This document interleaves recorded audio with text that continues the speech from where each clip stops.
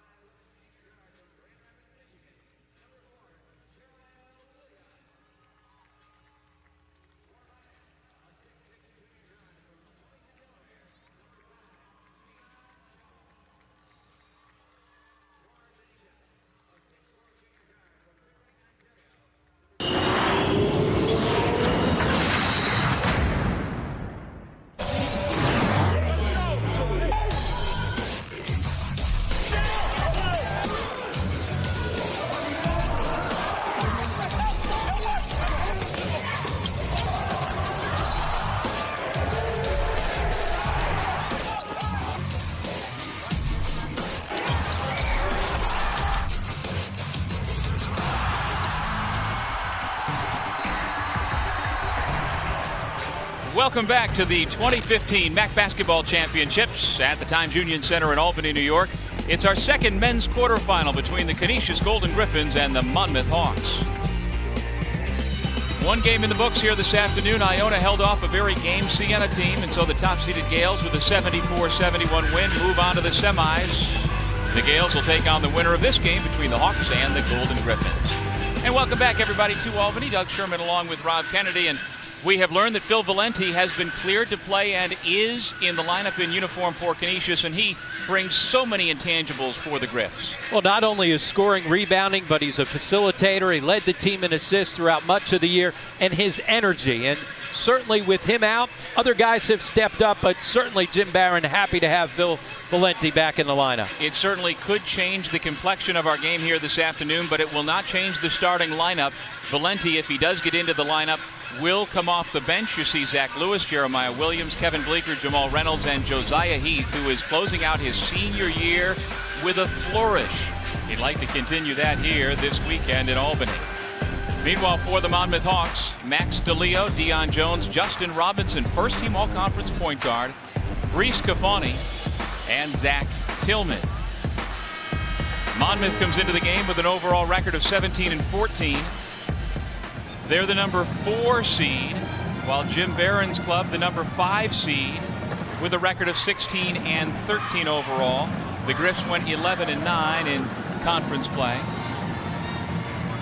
Barron is the only Canisius coach ever with 20 or more wins in each of his first 2 seasons. Going to have to go on a run to get it this year. Meanwhile, King Rice, in his 4th year as head coach of the Hawks and the former North Carolina point guard, has his team and program heading in the right direction, although they have lost 2 of 3 to close out the regular season coming into the ball game here this afternoon. Well, we talked a little bit about how Canisius has altered and changed itself with and without Phil Valenti. What do you see out of the Hawks coming into the ball game and into the tournament here, Rob? Well, certainly they've had a turnaround year, as you mentioned, 17 wins and a terrific 13-7 mark inside of the MAAC. And for the next step for King Rice's team and program is to get a win here in the MAAC tournament. They've got a couple of seniors that don't want to see their careers end. Max DeLeo, the former walk-on, and then Andrew Nicholas, who will come off the bench and was honored earlier this week as the co-6th player of the year. Well, I think the 2 big differences as Robinson turns it over for the Hawks this year have been the emergence, the health of Robinson at the point, and the addition of Brice Cafani, the transfer from Providence, to bring an inside presence that this program did not have last year. Well, spot on. And when you see their defensive numbers, especially talking about Brice Cafani, a rim protector who not only rebounds the basketball but challenges every shot at the rim. Their field goal percentage defense down under 40%, second best in the league, and a lot of that is because of the big guy's activity inside. 5 on the shot clock for the Griffs. Williams. And Cafani with the rebound. Here's Justin Robinson, 5'8" sophomore from Lake Katrine, New York. That's just a little over an hour south of here in Albany. Went to Kingston High School. Jones misfires. Cafani active, but he couldn't get the ball. It comes back out to Jones. DeLeo. Robinson really good in those high ball screen sets. Layup missed by Zach Tillman. Zach Lewis, little Euro step. Couldn't finish with the left hand. Cafani, though, able to wrap around the save, and here comes Robinson, 3-on-2. Offensive foul against Monmouth. Well, Josiah Heath, despite the fact that he's in the top 10 in the league and blocks shots at a little over 1 per game, not afraid to give up his body, leads the team in charges taken, and he's done that throughout his 4 years.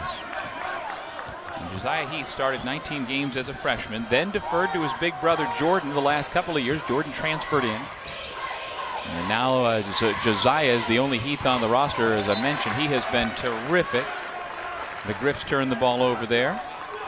But we see it all the time. Heath over the last 10 games, Rob, averaging a double-double. 12.5 points, 10 rebounds per game. And you feel good for any senior going out that way. And they've needed guys to step up. Heath has done it, as well as Kevin Bleeker, who didn't see a whole lot of time early in the season. But with the injury not only to Phil Valenti, but also Jermaine Crumpton, those guys have seen extra time, but they've made the most of that opportunity. Remember, this is a Canisius team that was a preseason pick to finish in 10th, losing all that they did, led by Player of the Year last year in Billy Barron. Canisius on the board first. It's a 3 by Jeremiah Williams, a senior from Grand Rapids, Michigan. And he has been playing really well since he was inserted into the starting lineup. Now, the nephew of Torrey Jackson, the former Notre Dame star player, just a few years ago. And as you mentioned, he's got his numbers for the year up to 7.4 points per game, 39% from beyond the arc. Trending in the right direction. Deion Jones, Jr. from Wilmington, Delaware, gets his first 2. And much like Williams, he's a guy who's seen his numbers pop up over the last 5 games of the regular season, scoring it like he scored it last year. He was preseason third team, wound up on the third team as it was announced on Monday. Williams again.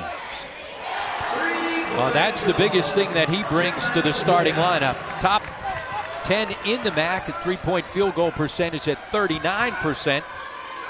Grajelinski was running the point. He got things started, but wasn't a guy that could score it himself.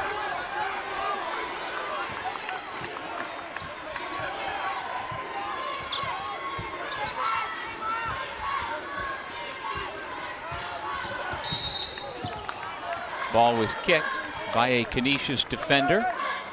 And so it'll be Monmouth basketball on the side. Shot clock, since it was down to 12, resets only to 15. That was a rule. I say a new rule, but it's been a number of years now. Yeah, which I think was a great rule. I mean, it makes sense. Yeah, don't penalize the defense for playing well. Jones with a lot of blue jerseys around him. Nonetheless, he lays it in. And that, you see right there why he's a matchup problem. He can shoot the ball from the outside, but he's also got the size and strength to finish in the block. Monmouth is the 4 seed in its white uniforms. Canisius the 5 seed in its blue. Heath misfires on the jump hook. Monmouth with a chance to tie or take the lead. DeLeo for the lead. There's Jones, had it knocked away by Bleeker, out of bounds. And the Hawks will keep possession. There's the most veteran Division I head coach in the league. He's only been, Coach Barron, at Canisius for the last 3 years, but my, he has got one heck of a resume. Foul on the rebound. We've reached our first media timeout of quarterfinal number 2. Thanks to a pair of three-point shots by Jeremiah Williams, the Griffs up early.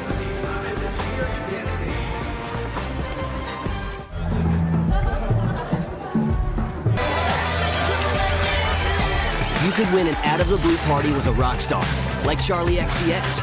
Follow us on Twitter and hashtag #OutOfTheBlue with a picture of Pepsi.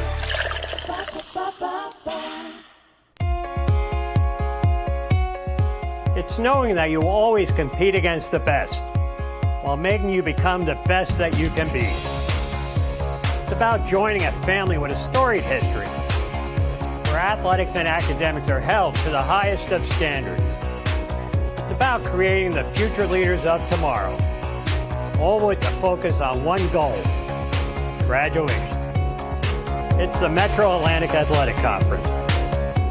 Hey, guess what day it is? Hump day! Hump day! It's hump day! Yeah. Hey, Mike! Mike! Mike! Guess what day it is? Hey, Camel! Guess what day it is? It's not even Wednesday. Let it go, Phil. If you're a camel, you put up with this all the time. It's what you do. If you want to save 15% or more on car insurance, you switch to Geico. It's what you do. Okay. MAAC Basketball is brought to you by the 2015 MAAC Basketball Championships at the Times Union Center here in Albany. Now through March 9th. Visit MAACsports.com/basketball for more information. Canisius getting a lot from Jeremiah Williams. Couple of three-pointers early, Rob. Well, he's 2 for 3 from beyond the three-point line, and that's the difference that he's made for this team since he was inserted into the starting lineup. He's been averaging 14 points per game as a starter, and that increased offense from the point guard spot. One of the reasons why Canisius was able to finish strong, winning 4 out of 5, despite the fact that they lost Phil Valenti, such a key part to what they did all season, as we now see Phil back on the floor, and then Jermaine Crumpton as well, one of their leading scorers. So Jim Barron, you were talking about it, long-time veteran coach who's won every place that he's been. This may have been his best coaching job all year. A team that was picked to finish in 10th, got off to a good start, but 3 different times this season they've had to reinvent themselves because of major injuries. Here is Valenti back on the floor after missing so much time with injury. 10 to shoot. Pass going to go into the backcourt untouched, and it's an over and back violation. Well, Canisius won its regular season finale last Friday against Fairfield, and in that game 3 different Golden Griffins had double-doubles. Heath 18 and 13, Bleeker 15 and 13, and Reynolds 15 and 11. When was the last time you saw that? Yeah, a long time ago. And again, guys stepping up when now they've had different roles. Reese Cafani in traffic, no. Rebound, Valenti. You think about the injuries that Marist has suffered, and certainly they've been banged up all year. One of the reasons why they've struggled. Siena, who we saw last game. The fact that they haven't had Brispring as well as Emo Silas all season long. But both those teams have finished well beyond where people thought they were going to finish. Sure. But this Canisius team has finished way above where they were projected and have had just as many injuries and as many important injuries to key guys. And again, the release that was put out by Canisius right before game time. Phil Valenti is dressing and available to play. He's missed the last 9 games of the regular season after suffering a right ankle injury January 30th. He was cleared by the athletic training and medical staff on Thursday to practice and able to play here today. Colin Stewart drive and dish to Robinson, who hits the 3. And his three-point shooting ability at 38% from beyond the line, one of the reasons why he's so effective in those high ball screens at 5'8". And give the assist to one of the local boys here in this tournament. Colin Stewart is from Glenville, New York, about 25 minutes from where we sit here in Albany. Start at McKeel Christian Academy. Brady missed on the jump hook. Rebound Heath. Canisius with the ball, down by 1. Williams, quick trigger, and he'll have a chance for an old-fashioned three-point play. Well, you see, he's playing with a ton of confidence and being really aggressive on the offensive end. See him come off the high screen right there. He rubs the defender off as Robinson unable to get there and then able to finish despite the contact. And Rob, he's another one of these seniors who is getting to the end of his college career, and where last year he squandered his opportunity to play full-time because of academics. He's gotten his act together this year and is seizing that opportunity, and he doesn't want his college career to end here today.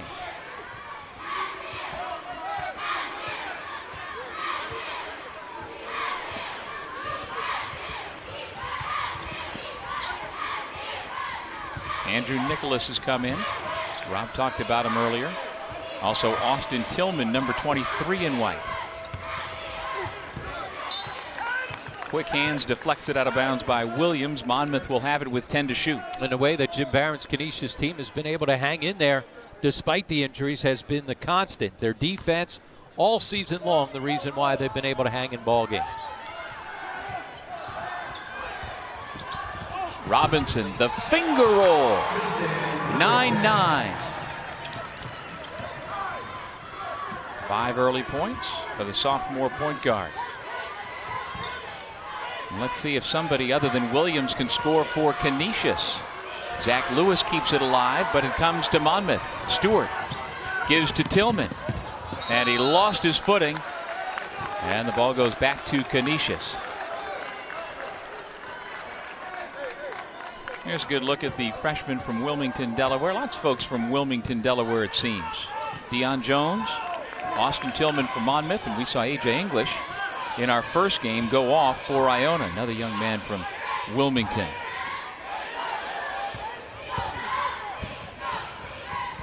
Cassius Robinson back out to Bleeker. Rebound Tillman. That's a shot he can hit. Typical face-up four-man. He's got range as well to step deep. Brady passes this way. Tillman has it.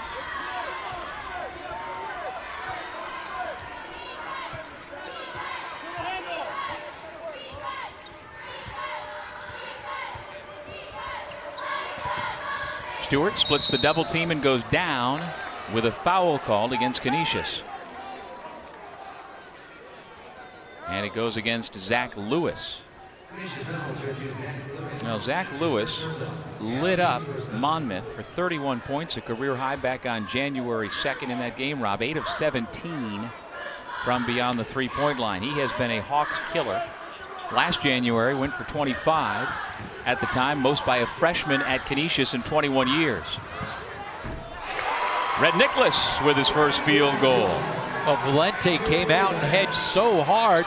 Good job by Tillman to stretch it out and not allow the defender to get back in Nicholas's face. Good defense by Nicholas to anticipate. Lewis with the offensive foul. And that's now Lewis's second foul as he picks up 2 quick ones. And as you said, he's been a Hawk killer over the last 2 years. Hawks, though, up by 3 over Canisius. Back to Albany in just a moment.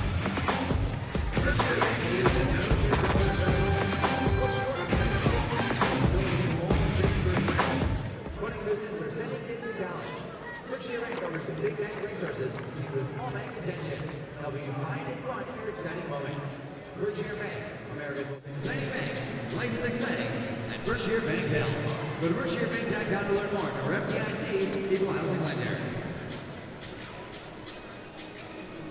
Jimmy, Monmouth's a real physical team. Finding ways to score is probably going to be a big key to winning the game. Well, we got some early scores early. We got to keep trying to do that. They have a tough time with pick and rolls, and we got to keep being aggressive.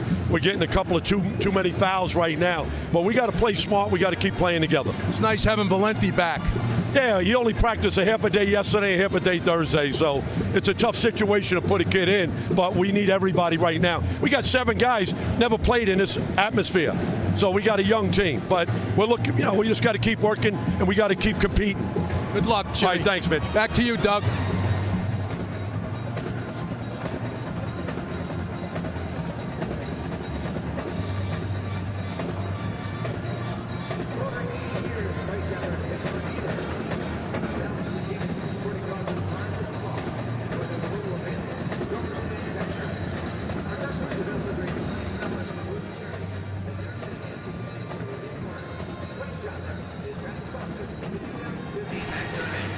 Canisius down 3 to Monmouth. Let's go over to Mitch Bonacuro with Jim Barron. Jimmy, Monmouth's a real physical team. Finding ways to score is probably going to be big key to winning the game. Well, we got some early scores early. We got to keep trying to do that. They have a tough time with pick and rolls, and we got to keep being aggressive. We're getting a couple of too many fouls right now, but we got to play smart. We got to keep playing together. It's nice having Valenti back. Yeah, he only practiced a half a day yesterday, half a day Thursday, so it's a tough situation to put a kid in, but we need everybody right now. We got 7 guys never played in this atmosphere, so we got a young team, but we're looking, we just got to keep working and we got to keep competing. Good luck, Jimmy. All right, thanks, Mitch. Back to you, Doug. Thank you, Mitch. And Jim Barron, one of 8 children growing up in the Cooper Projects in Greenpoint, Williamsburg, and Brooklyn. Went on to be a star point guard at St. Bonaventure, led them to the 1977 NIT championship. And actually, after graduating from St. John's Prep, he spent 1 year in the early 70s working, Rob, as a security guard at the World Trade Center. He has really lived an interesting life. Former head coach of the Panamanian national team, went against the Dream Team back in the early 90s. Very interesting, great storyteller, and has brought a lot to this league. And I tell you what, he's won at some places that are not easy to win at. You got that right. St. Francis at PA took them to their only NCAA tournament appearance. Won at St. Bonnie's, as well at Rhode Island, and doing a terrific job in his first 3 seasons here at Canisius. And again, not doing it with one of his sons for the first time in a long time. Jimmy and Billy both were stars at URI, and then the last couple of years with Billy here at Canisius. Yeah, it's an amazing opportunity to be able to coach your son, but then when each of those guys is a tremendous player, and as you said, a star of that team, Jimmy at URI, and then Billy initially at URI, and then transferred here with his dad. And by the way, Jimmy is playing professionally in Spain right now. Billy's over in Lithuania. And Jim Barron had a chance to go visit his younger son earlier this year. Visited him in Lithuania. Said it's hard. He said the coach doesn't even speak English. I said, your son's used to that. You coached him the last couple of years. With that Brooklynese accent. And I'm sure coach acknowledged that you were probably a little bit right. Chance for 3 again for Canisius. Jamal Reynolds, junior from Pickering, Ontario, heads to the line. And the first points for the Griffs that aren't from Jeremiah Williams. Good ball reversal and good movement as Reynolds. Reynolds is an interesting guy. He's a 6'4" guard, yet he's in the top 10 in the league in rebounds at 6.4 per game. A guy who's comfortable playing inside.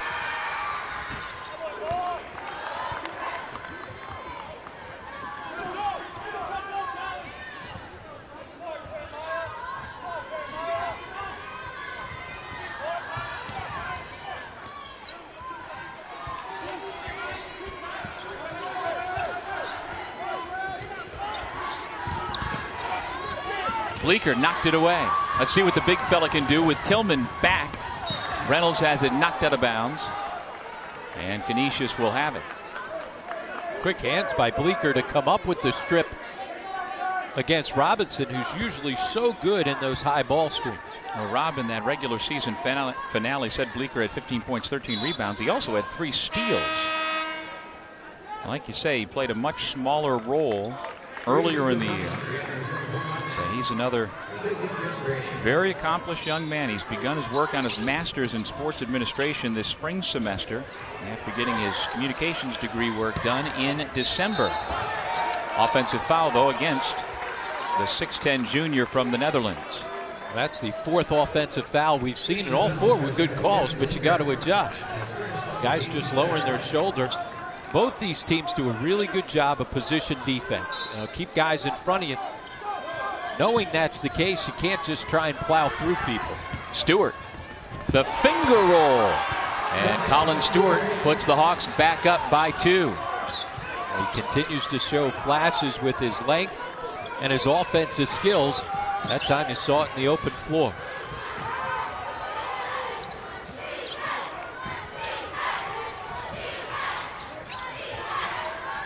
Just past the midpoint of the first half. Williams. About the only thing he's missed so far. That was deep. It was just in front of us. I think I was the closest defender to him. That was nearly. That's why he felt confident to shoot. Well, yeah, if I'm guarding it, let it fly. That was deep. That shows you his confidence. I mean, this is well beyond. Here's Colin Stewart in the open floor. As we said, he's a guy that continues to grow into his body as he gets bigger and stronger and fills out up top. He's shown glimpses this year, including a career-high 21 against Siena here in this building. That's true. On a night where he barely missed. Red Nicholas has his second foul, as he now has his second made three-point shot. Now that's good offense right there. Robinson starts it with some dribble penetration, kicks it to Tillman, who does the same, making the extra pass to a terrific three-point shooter in Red Nicholas. Jan Grajelinski just into the game, had it knocked off his foot by Robinson. We talked about the fact that defense has been so good and so consistent all season for Canisius. The same can be said for Monmouth. Biggest reason for the Hawks' turnaround this year to last has been their defense. They get out and guard you.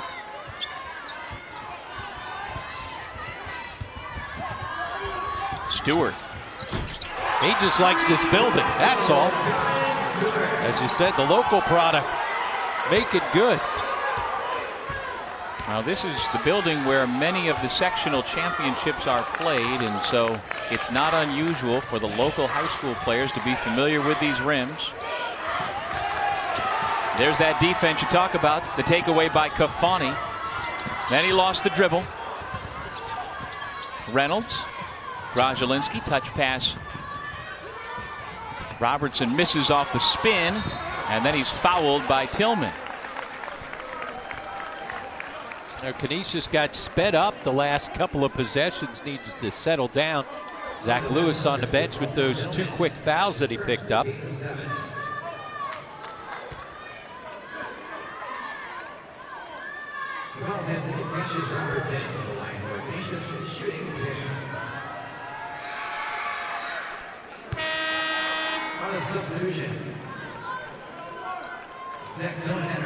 Tillman in, Nicholas out.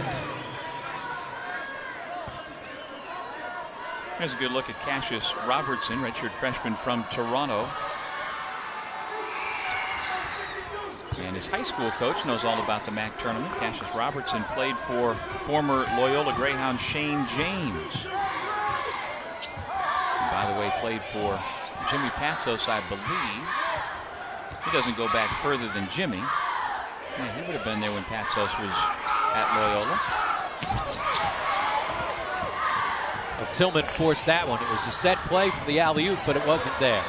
Tillman the steal, and then he is fouled by Reynolds in his haste to try and get the ball back.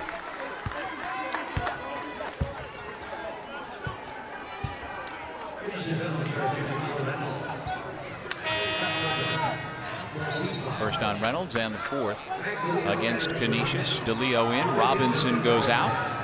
Opportunity for King Rice to get his freshman point guard a little breather before the under-8 timeout.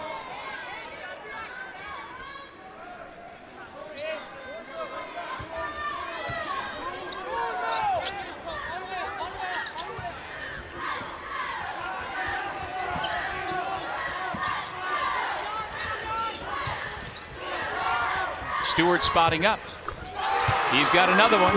8 points off the bench for the redshirt sophomore. And he's got good size at 6'7". That time, Grajelinski at 5'10", trying to get out, able to shoot right over top. Well, for him, like so many players, turnovers wind up dictating whether he gets extended minutes. If he takes care of the basketball, Monmouth wants him on the floor. If he's turning it over, as he does sometimes, that's where you're more apt to see him on the bench. So far, so good here this afternoon for Colin Stewart. Grajelinski gives to Reynolds. He runs into a brick wall, and that brick wall is always going to be Max DeLeo. Offensive foul number 5 in the ballgame. Monmouth stretches the lead over Jim Barron's Golden Griffins to 9.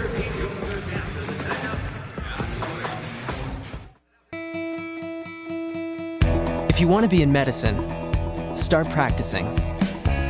If you want to be in accounting, start crunching numbers. If you want to score points, get in the game. If you want to make a difference, serve others. Canisius students are many things. Eager to learn, capable of taking on an ever-changing world. The only thing they're not is content to sit still. It's the community. And here we go. The atmosphere. What a game. You can just feel the electricity here. The competition. Wow. We are tied. The fans. This is the matchup everyone's been wanting to see. And now the crowd is beginning to swell. The 2015 NCAA Division I Women's Basketball Championship Regionals. March 28th and 30th at Times Union Center in Albany, New York. What it's all for.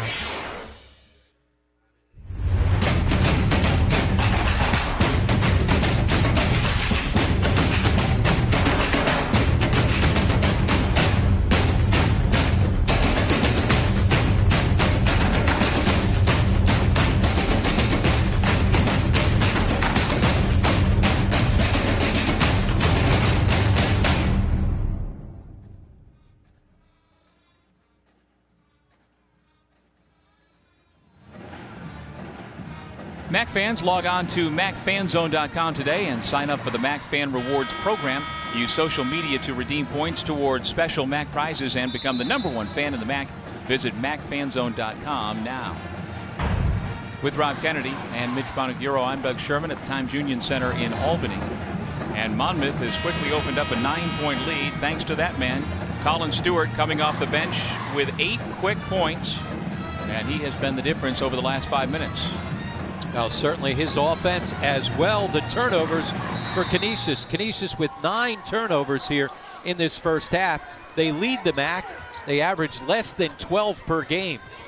3 of those have been on offensive fouls. They got to be able to adjust, start taking care of the basketball like they have all year long.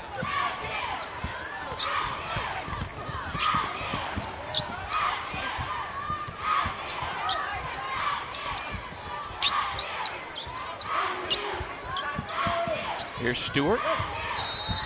And the reach-in foul called against Reynolds, who was trying to stay with him along the baseline. Well, we could do without that whistle. But now all of a sudden, Stewart's hit a couple of threes. You got to rush out at him, but not much contact to get that call. No, and with that, Reynolds goes out. Adam Weir checks in for the first time. Redshirt freshman from Western New York, out of Canisius High School.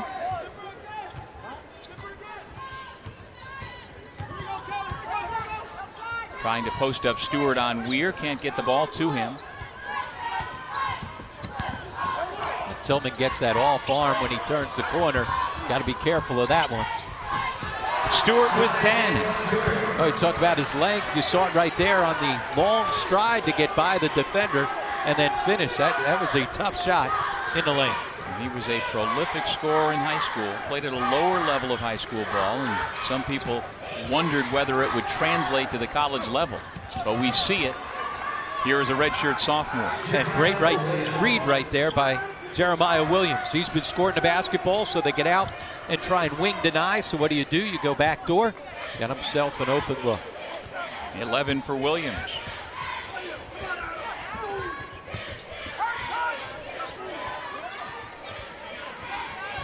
They're starting to run Stewart off screens. That time forced it.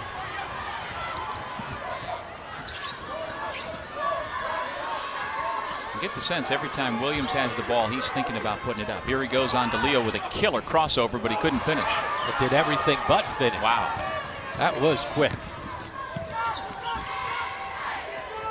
Stewart gives to Kafani, who pulls the trigger. Bleeker with the rebound.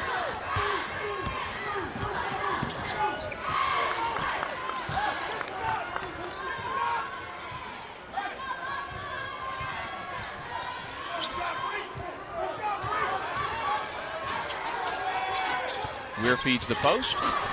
Let's see if Heath can get on track. Double team comes, though, to make sure they get the ball out of his hands. Hawks have great size up front. Robertson, no. Back tap by Bleeker. Smart play by Bleeker. And now Canisius with some offensive reinforcements coming in, as Lewis as well as Valente set to check in. count the basket. Goaltending against Gafani, so 2 points. The first 2 of the afternoon for Josiah Heath. Well, that is what Gafani's going to do. He is going to try and protect that rim at any cost. Nice bounce pass by Weir.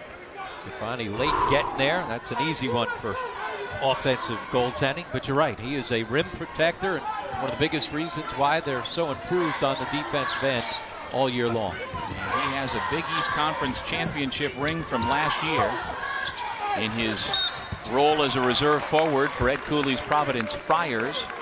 Hawks have free throws upcoming. Valenti's first in the 7th against Canisius. And the Monmouth defensive improvement, as we said, some different personnel, no question about that. A healthy Justin Robinson putting pressure on the basketball, and as well with Gafani at the back line protecting the rim. But they're also playing different, playing more pack line defense for King Rice's team.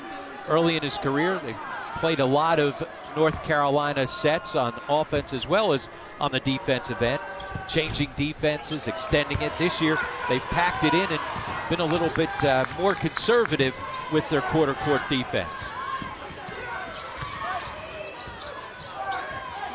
4 minutes to go first half. Heath turns and shoots. Nobody was defending him, so he let fly. Robinson trying to push the tempo behind the back. Spins on Williams to the trailer. Now Jones feeds the post. Gafani has trouble handling it. Good ball movement. They just couldn't make anything come of it. And the Hawks give the ball back to the Golden Griffins. Reese Gafani and the Hawks up 25-18 as we head to break. Deep within you is a relentless drive. You come prepared. You come willing to work. You come to win. Discover the Performance Protein Bar made just for you. Come ready. 24 grams of protein, 5 grams of fiber, no sugar alcohols. One unbelievably awesome taste. Come ready. You don't quit, and neither should your bar. Come ready for the competitor in you.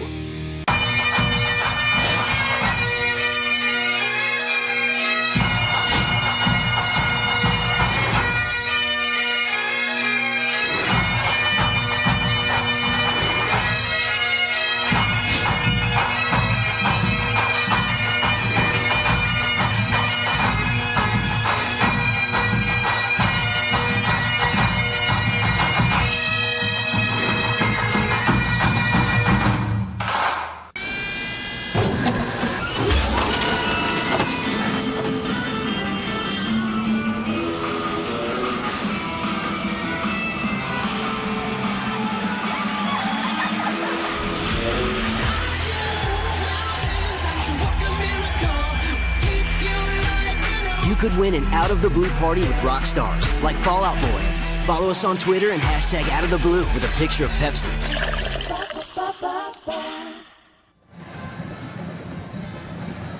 The 2015 NCAA Division I Women's Basketball Championship Regionals are coming to Albany. Experience it live. Catch the regional round action March 28th and 30th here at the Times Union Center in Albany, hosted by the MAAC and Siena. Affordable all-session tickets are on sale now. For tickets, visit ncaa.com/WBB tickets and secure your seats today. Well, the difference on the offensive end so far in this ballgame has been Colin Stewart. Well, he's a perfect 4 for 4, including 2 for 2 from beyond the three-point line. And his skill set and size at 6'7" can create matchup problems. And a guy who's a terrific three-point shooter, so you got to get out and respect him from beyond the three-point line, and because of that, he's going to get himself driving lanes. Tough finish that time in the paint. And King Rice flanked by Rick Callahan on the left side of your screen, and Brian Reese, his former North Carolina Tar Heel teammate, on the right, studying their box scores. And Coach Callahan has told me on more than one occasion about the ability that they have seen over the last couple of years out of Colin Stewart to be able to dominate practices. They just need for it to translate to games, and we're seeing it at times. And while you're seeing more of it is he's starting to grow into his body. You know, he was like a gangly colt for a long time, but as he started to develop some upper body strength, now all of a sudden the game slows down for him. He doesn't turn it over as much, and he's able to finish plays. When we talk about college coaching lifers. Coach Callahan is certainly one of those. Longtime assistant 30 years ago under Jim Boeheim at Syracuse. Yep. We always have good stories to tell about days in Central New York, although things not so rosy at the moment for Coach Boeheim in the Orange. And also a member of the Carolina family as a longtime assistant coach to Eddie Fogler at Vanderbilt, South Carolina.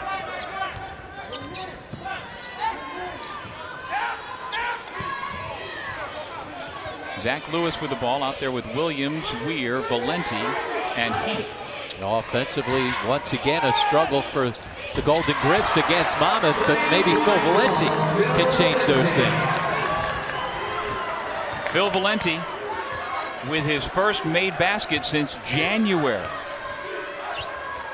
Cleared just before the game. We heard Coach Barron say he has had 2 partial days of practice since getting medically cleared before the tournament.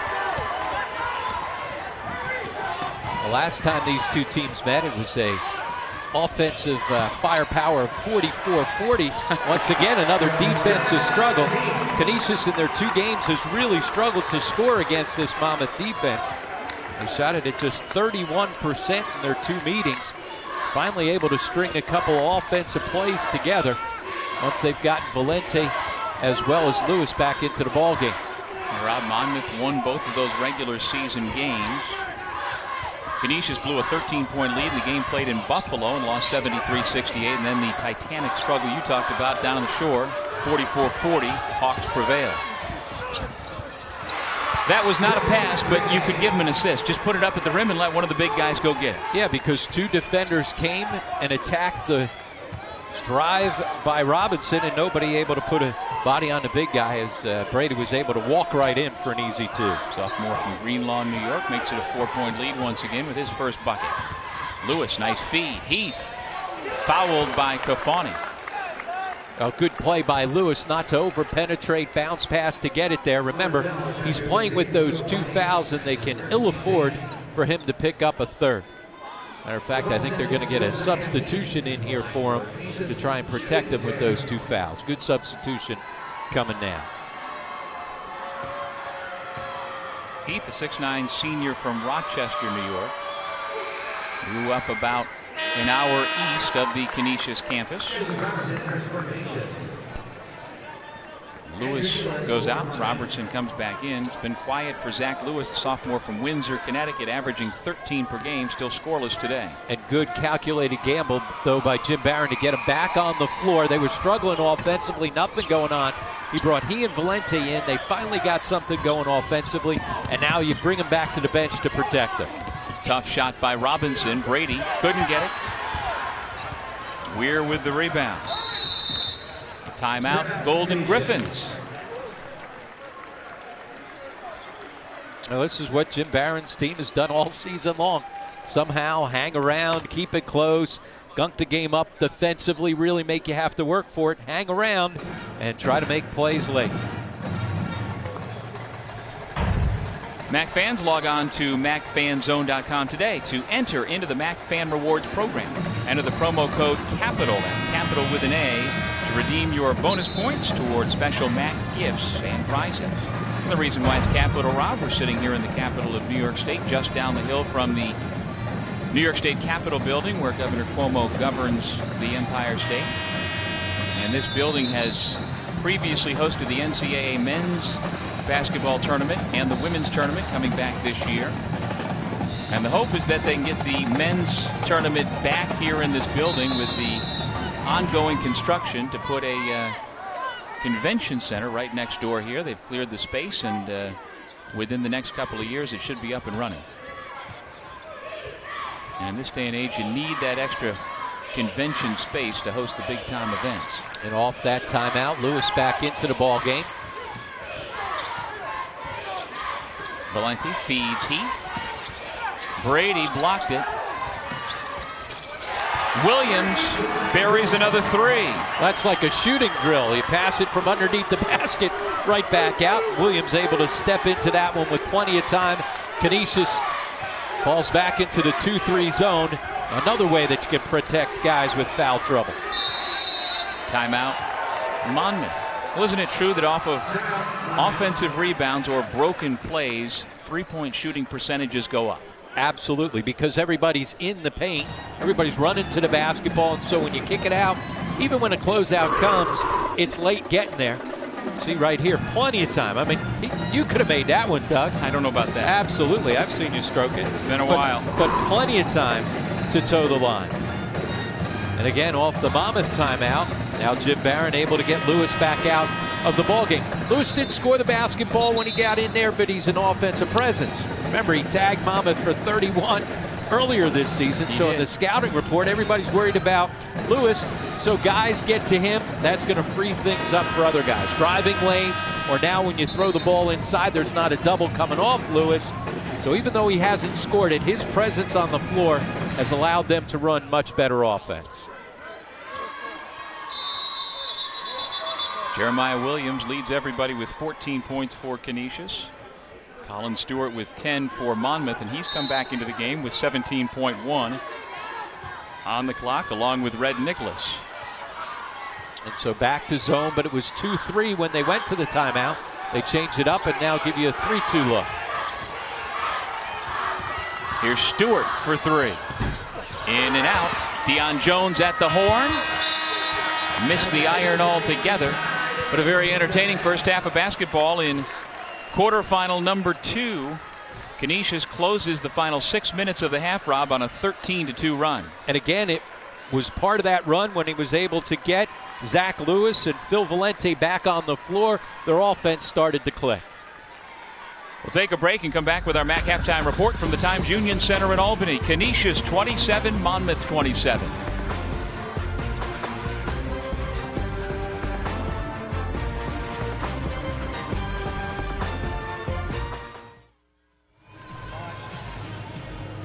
Jeremiah, tough scoring in the first half. What do you have to do in the second half to get some more points? As a team, we just got to stay focused, play together, lock down on defense, and it's just going to get the job done. We got to stay focused.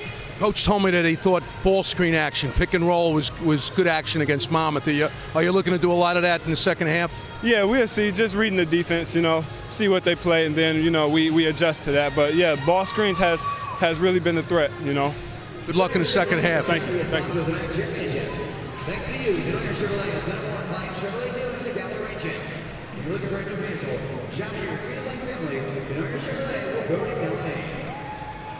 CTA welcomes you to the 2015 MAAC tournament. Andrew, you came in and gave the team a big lift. Looked like you got a couple open looks. Yeah, we just try to get out in transition and find open shooters. So J-Rob did a good job pushing it out, and I just found open spots in the defense. The other thing is your energy on defense. I thought you really took Canisius out of the game for about 15 minutes. Is that something you emphasize in practice coming in? Yeah, we rely on our defense a lot to stay in games. We don't score a lot. We're like in the 60s, so we try to keep teams under 40% shooting. So I don't know what we're at halftime, but we did a pretty solid job so far. Good luck in the second half. Thank you. Back to you, Doug.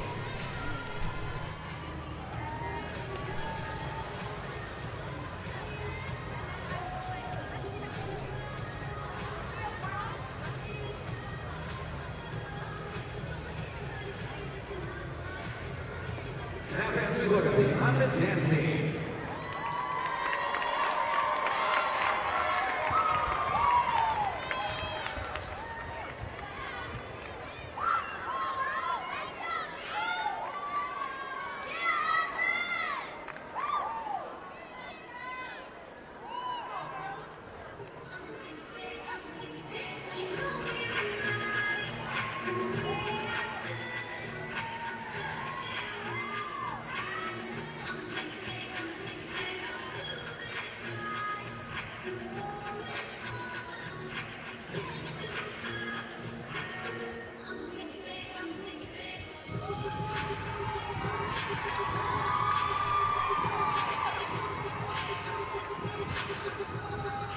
Back in Albany at halftime of our second quarterfinal on the men's side of the MAAC basketball championships.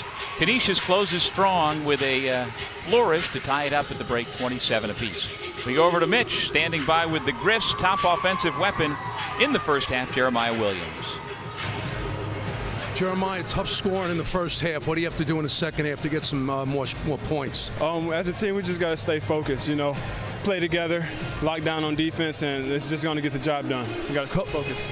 Coach told me that he thought ball screen action, pick and roll was good action against Monmouth.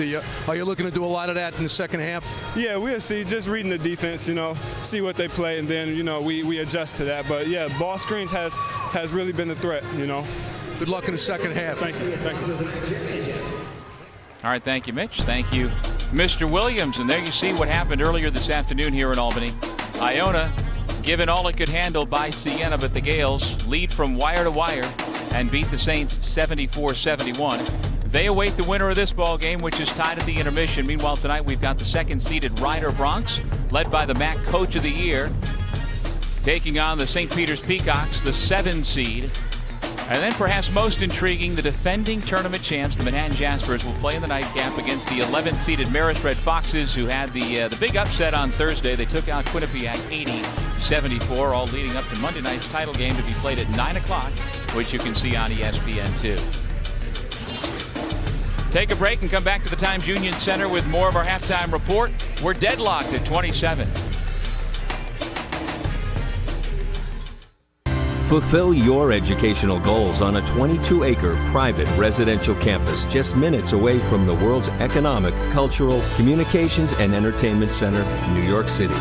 For more than 160 years, Manhattan College has promised a Lasallian Catholic education featuring 5 schools of study that challenge students to excel academically while providing career opportunities second to none. Find out what Manhattan College can promise your future. It's knowing that you will always compete against the best while making you become the best that you can be. It's about joining a family with a storied history where athletics and academics are held to the highest of standards. It's about creating the future leaders of tomorrow, all with the focus on one goal: graduation. It's the Metro Atlantic Athletic Conference. You must do the thing you think you cannot do. The mind is everything. What you think, you become. It is not best that we should all think alike. He who learns but does not think is lost. The main purpose of life is to live rightly, think rightly, act rightly. Oh, the things you could think of if only you try.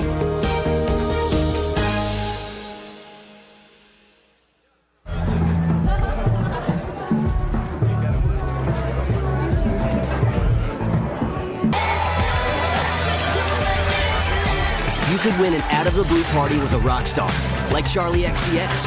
Follow us on Twitter and hashtag #OutOfTheBlue with a picture of Pepsi.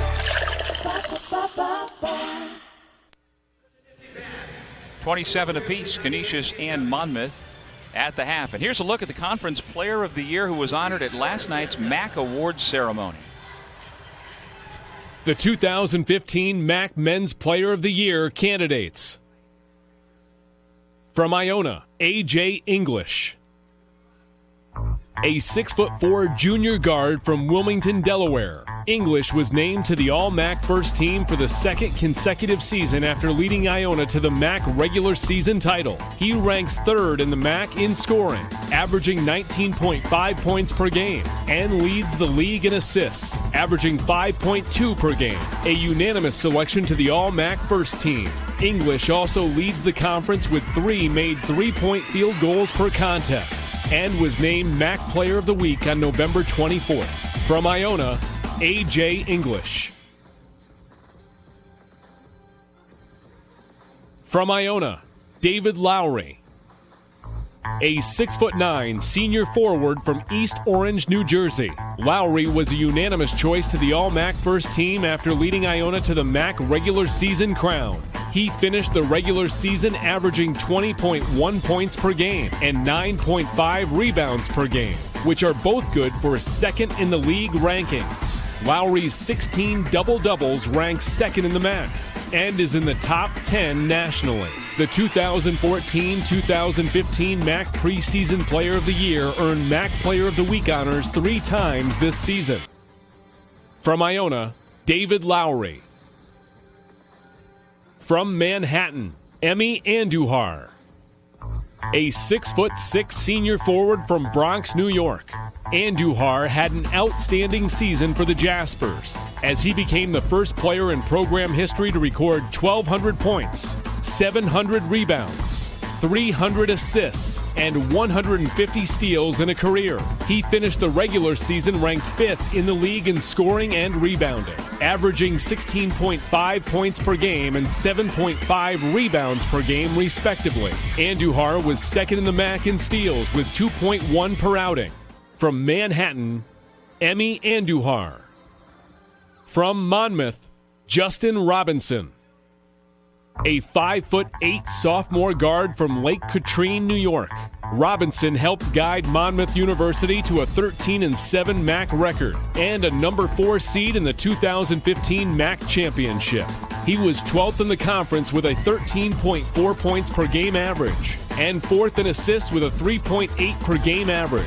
Robinson's 1.7 steals per contest ranks 6th in the league. From Monmouth, Justin Robinson. From Quinnipiac, Zaid Hurst. A 6'4" senior guard from Bethesda, Maryland. Hurst helped lead the Bobcats to their current status as the nation's best rebounding team. He is 4th in the MAAC in scoring, averaging 18.4 points per game, and 11th in rebounding with 6.2 rebounds per outing. Hurst leads the league in minutes played, averaging 36.8 minutes per contest. The two-time MAAC Player of the Week selection averages 2.4 offensive rebounds per game, which is good for 9th in the conference. From Quinnipiac, Zaid Hurst. From Ryder, Matt Lopez.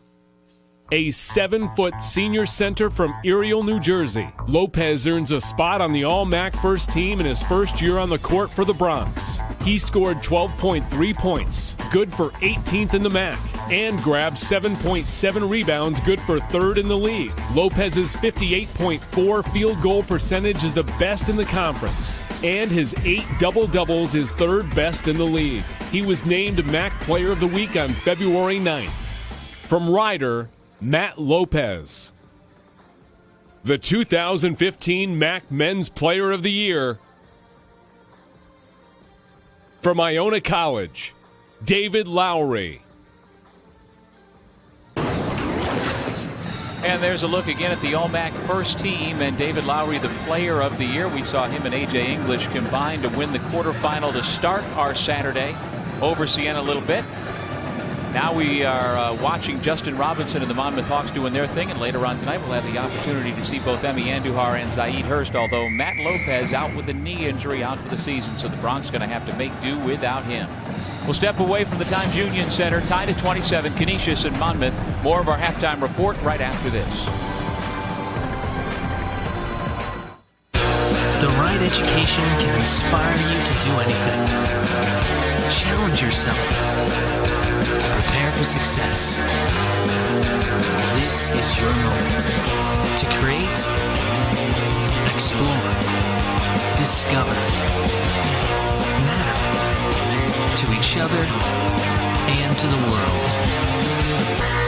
Be inspired to do anything at Monmouth University. It's the community. And away we go. The atmosphere. What a game. You can just feel the electricity here. The competition. Wow. We are tied. The fans. This is the matchup everyone's been wanting to see. And now the crowd is beginning to swell. The 2015 NCAA Division I Women's Basketball Championship Regionals. March 28th and 30th at Times Union Center in Albany, New York. What it's all for. I'm excited for college, but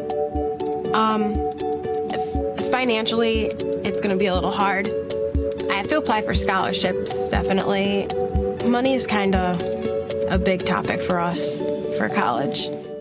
Job placement is really important, you know, especially in like today's economy, because I want to like work as soon as I can to work off the debt and do, you know, what I want to start doing for a living.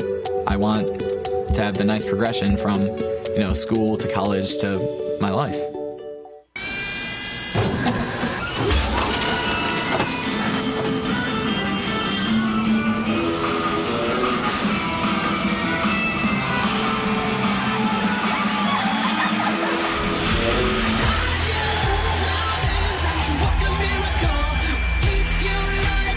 You could win an out-of-the-blue party with rock stars like Fallout Boy.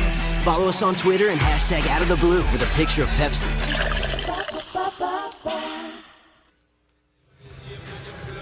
With Rob Kennedy and Mitch Bonagiro, I'm Doug Sherman back in Albany, tied at 27 at the half. Canisius and Monmouth playing for a spot in the semifinal round against Siena. And we saw the Hawks jump out to an 11-point lead, seem to seize control, but before you knew it, the Golden Griffins right back in it. And they fight their way back in because they defend, and Monmouth got off to the quick start, but then they went 1 of 9 from the field over about a 6-minute stretch because of the Canisius defense. And then Jim Barron was able to get Zach Lewis back on the floor. He didn't necessarily score it, but with him back on the floor, along with Phil Valenti, who hit the first 3 to get them going offensively. Just like that, Canisius, the same game plan they've had all year, right back in the ball game. Okay, let's show you the highlights, beginning with the Golden Griffin who had the hot hand, Jeremiah Williams. You're going to see a lot of his highlights because he had more than half the team's points in that first half. Knocking down shots from beyond the three-point line. He had 14 points in that first half. Even the shots he took inside the three-point line were worth 3, as he was able to finish off the old-fashioned three-point play. On the other side, Colin Stewart, who has shown flashes of brilliance during this year, including a 21-point performance in this building earlier this year against Siena, able to do what he does best, stretch the defense with his three-point shooting, and then if you're going to have to rush a defender to chase him off the line, at 6'7", he's got the size to be able to finish once he gets in the lane. Three-point shooting, a big part of the equation for the Hawks, led by Stewart, 5 of 10. Haven't gotten to the free throw line much. Points in the paint in favor of the Hawks. It has been tight for the most part, except for a couple of runs. Competitive as we kind of expected it to be, and wouldn't be surprised if it goes right down to the wire. Take a break and come back with the start of the second half. The Griffs and the Hawks playing in the MAAC quarterfinals.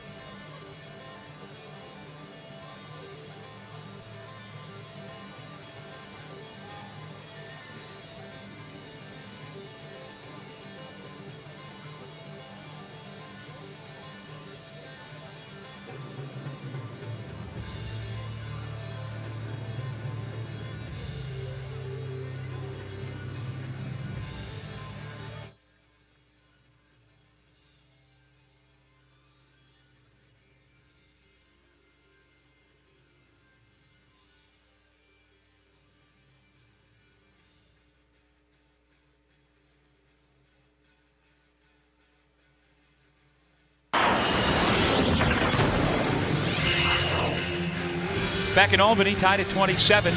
Mitch Bonagiro a moment ago caught up with Monmouth senior Andrew Nicholas. Andrew, you came in and gave the team a big lift. Looked like you got a couple open looks. Yeah, we just try to get out in transition and find open shooters. So J-Rob did a good job pushing it out, and I just found open spots in the defense. The other thing is your energy on defense. I thought you really took Canisius out of the game for about 15 minutes. Is that something you emphasize in practice coming in? Yeah, we rely on our defense a lot to stay in games. We don't score a lot. We're like in the 60s, so we try to keep teams under 40% shooting. So I don't know what we're at halftime, but we did did a pretty solid job so far. Good luck in the second half. Back to you, Doug.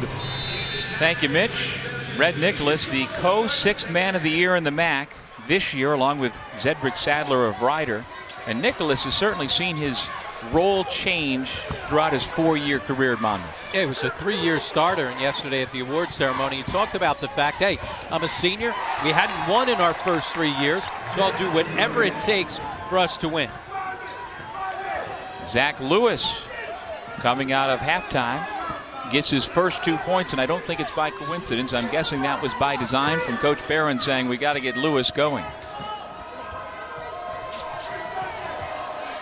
Jones, Cafani, Robinson, DeLeo, and Zach Tillman, the starting 5. Hip check, foul against Lewis, his 3rd. Canisius has Williams, Reynolds, Lewis, Bleeker, and Heath starting, but because of the foul, Lewis now goes out, and we see the return of Robertson. And certainly, as you said, I think it was by design as well that they put the ball in his hands in the very first possession to try to get him on track after being held scoreless in the first half. But a silly foul, 35 feet from the floor, puts him back on the bench with his 3rd. And it certainly undermines that. Cafani feeds inside, and the big man, Zach Tillman, lays it in. Well, he's not only 6'10", but he is a wide load in the post, and so he tried to get around him on the post defensively, but takes a long time to get around Tillman. Listed at 6'10", 280 pounds. And he has really improved since his high school days. He had a lot of weight last year, he's put a little bit back on, but he's a solid inside scorer. First 2 points for Kevin Bleeker, coming off a tremendous performance in the regular season finale against Fairfield when he went for 15 points and 13 rebounds. And those 13 boards, a career high, and those 15 points, a season high.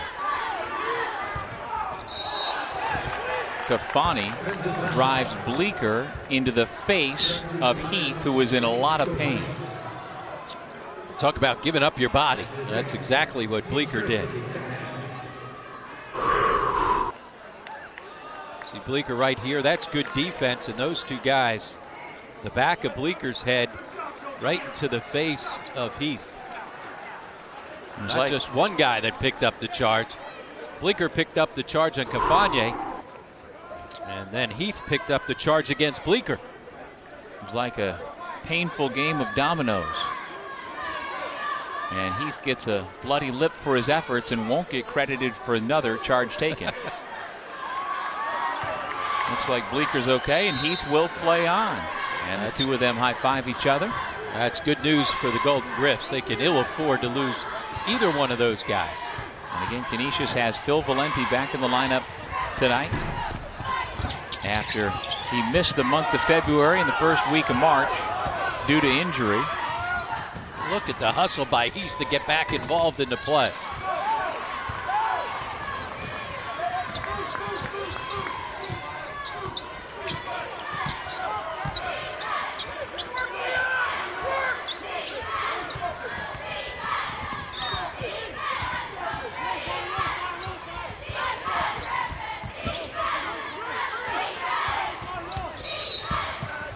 DeLeo whistled for the foul.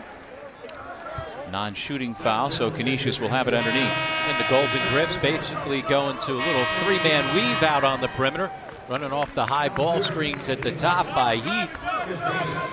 Canisius not afraid to burn some clock in each and every possession to try and shorten the game. And what's the intent in that three-man weave? Well, to continue to run guys off those high ball screens and eventually be able to turn the corner, as Robertson was late in the possession. Okay. You know, so you defend it once, twice, 3 times. One of those, if you don't hedge really hard off the high ball screen or get through it, it's going to be a layup. Nice job by Bleeker not to come down with it. And they do a really good job in their high-low sets because all their big guys can pass the ball from the high post and can shoot it from the high post, so you have to come guard it. Robinson. He wanted that one.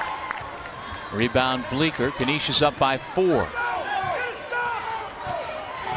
If you think about it, we talked about how Jim Barron's had to reinvent his team 3-4 times this season.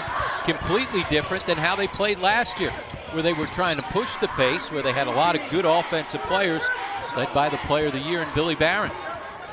They weren't going to win this year playing at that type of offensive pace. Williams had it deflected away by Tillman. And a foul on the floor. Well, that momentum we saw Canisius carry into the halftime locker room has continued here in the second half.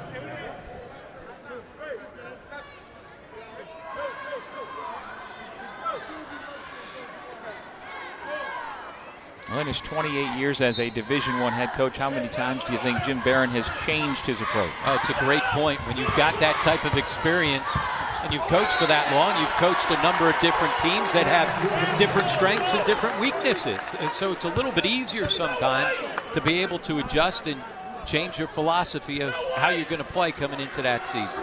Well, only John Chaney, the former head coach at Temple, has more Atlantic 10 Conference Coach of the Year awards than Jim Barron, who was honored 4 times, once at St. Bonaventure, 3 times at Rhode Island.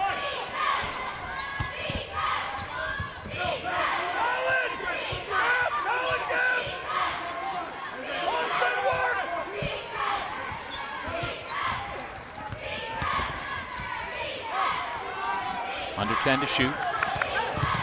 Williams spins away from Nicholas, but left the finger roll a little short. And second time he's missed a layup after making a spectacular move to get to the rim.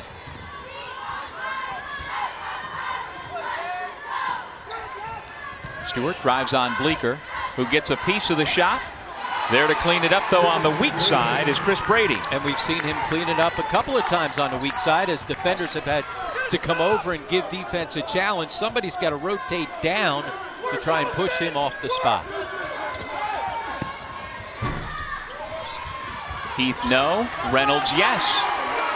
And credit Robertson for getting a hand on the basketball initially to keep it alive. Not sure what they were joking about, Rob, but as Phil Valenti from the Canisius bench got to the scorer's table, he and Monmouth head coach King Rice were having a laugh.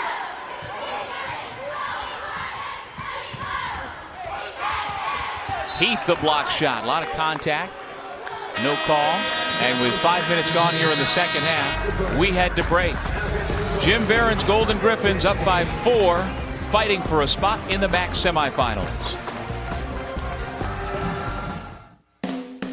At Quinnipiac University, we offer the warmth and spirit of a small town. You feel it the moment you step on our picturesque campus and a team of upperclassmen helps you move into your freshman dorm. You feel it in the dining areas as students and faculty share meals together. And you can cheer with your friends and Boomer the Bobcat at many of our exciting NCAA Division I sporting events. This is Quinnipiac University, where you're part of our community. It's the community. And here we go. The atmosphere. What a game. You can just feel the electricity here. The competition. Wow, we are tied. The fans. This is the matchup everyone's been wanting to see. And now the crowd is beginning to swell. The 2015 NCAA Division I Women's Basketball Championship Regionals. March 28th and 30th at Times Union Center in Albany, New York. What it's all for.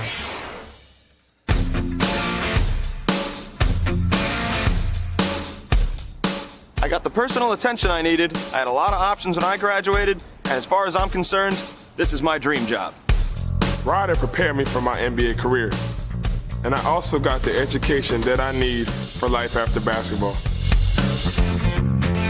I had 6 teaching internships while I was at Ryder. And right after graduation, I started a career that I love. MAAC fans, log on to MAACFanZone.com today to enter into the MAAC Fan Rewards program. Enter the promo code UPSTATE to redeem your bonus points towards special MAAC gifts and prizes. Well, we've got the Canisius Golden Griffins from upstate New York. They're from Buffalo. taking on the Monmouth Hawks, who are from West Long Branch, New Jersey, and just their second season in the Metro Atlantic Athletic Conference. And it has been a big jump up for King Rice's program to be viable contenders for the championship here this weekend. They come in as the number 4 seed after having gone 13-7 during the regular year, including sweeping both games from Canisius. And breaking a string of 8 consecutive losing seasons with 17 wins on the year, the most since back in 2006 when Dave Calloway was able to lead the Hawks to the NEC championship and into the NCAA tournament. Third time that Calloway was able to take the Hawks to the big dance. Nicholas? No. And Rob, you're from that area, and you've told me for years, long before Monmouth even got into the MAAC, about the fact that that town, when engaged, likes its Hawks, and it's a potential sleeping giant there. And with that new arena, the MAAC certainly one of the nicest on-campus arenas at any mid-major level across the country. When they get people out to support it, it's a tough place to play. Look at the big guy. How about Brady? Can't believe he was able to recover. Nicholas with the 3. So a turnover turned into a 3. I was about to say very bad decision by Robinson to give it up to the big fella whose back was turned and yet somehow did a 180, gets the ball and gets the assist. It was a bad decision, but it worked out well. Hawks now into the 2-3 zone. Good cut by Valenti to get into the high post right at the elbow. And there's his passing skills. As we said, not just his scoring and rebounding, but he's a terrific facilitator. Now stepping out. Way off the mark for Brady, who is now 2 for 9 this year. Not a shot probably that Coach Rice was looking for. No, I mean, you got away with handling the basketball once, don't push it. Nice job there to cut off Williams on his drive to the bucket. Again, going back door as Robinson tries to keep it out of his hands. And he finished that one. What a very quick crossover. We've seen it multiple times here today. Yeah, he's left the defender in his wake on that crossover 2 different times. The difference on that one was he finished it once he got to the rim. Yeah, when he goes to that crossover, I find myself leaning the wrong direction over here. I saw you lean into me. With that in his hot hand, now 16 points for Williams, and the lead for Canisius is 5. We'll take a break from the Times Union Center in Albany. Nicholas has all 9 of his points from beyond the arc, but the story for Canisius has been that man doing it from outside and inside.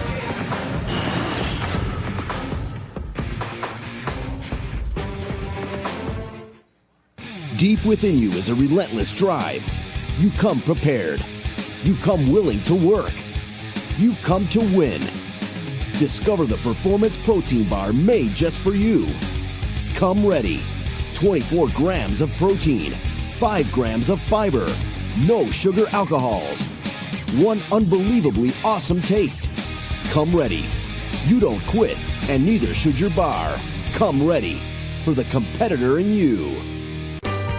We are St. Peter's University, a place where students who are eager to learn are taught by people who care, on a campus designed for both to thrive. We're proud to offer incredible learning opportunities and life-changing experiences, and that means our students are prepared to succeed in their fields, in their communities, and all over the world. Get to know St. Peter's University, the Jesuit University of New Jersey.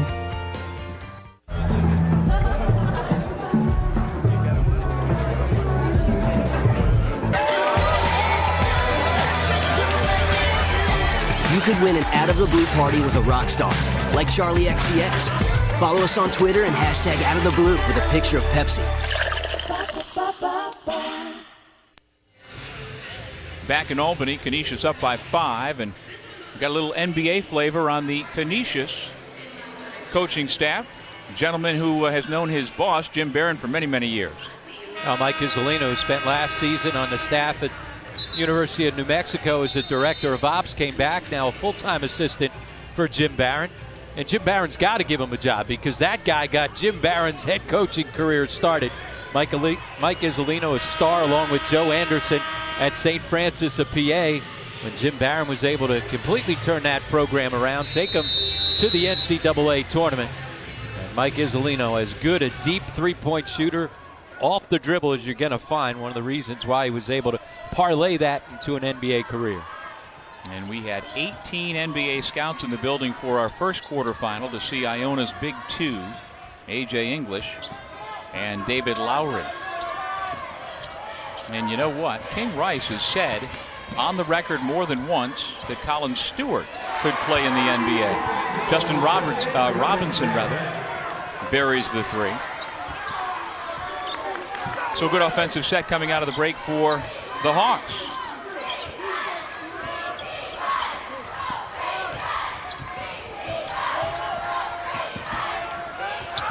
Robinson knocks it away and comes away with a loose ball. Now forced a turnover off the trap on the high ball screen. And he was just bailed out by his teammate Tillman to go after that pass and receive it so it wasn't stolen.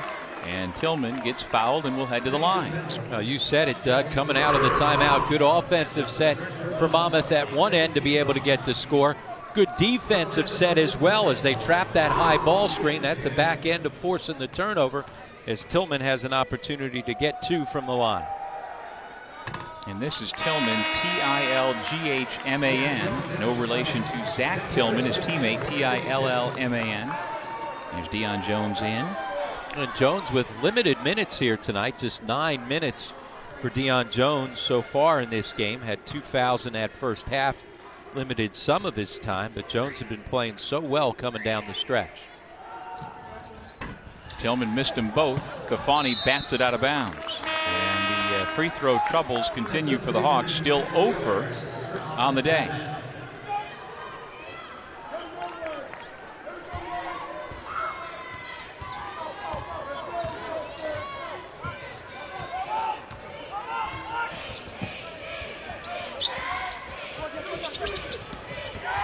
He's pass deflects off the right hand of his teammate Robertson and out of bounds. And you saw him grimacing, saying, oh, goodness gracious. He knew that he threw that one out. Had an opportunity. That was going to be a layup. If he puts the ball to the floor, little bounce pass gets in there. Instead, it's a turnover. And again, this is a Canisius team that does not turn the basketball over very much. Had 9 turnovers in that first half. But all 9 of those were in the first 13 minutes of the first half. Since then, they've really cleaned it up. Yep. Nicholas. And the foul is called. Valenti came charging out. Heath was the help defender. And they get Valenti with his second foul. Nicholas will go to the line. So the Hawks are 0 for 4 from the line. Let's see if Nicholas can change that around. 68% shooter this year. He joined the 1,000 point club against Towson back in November for King Rice.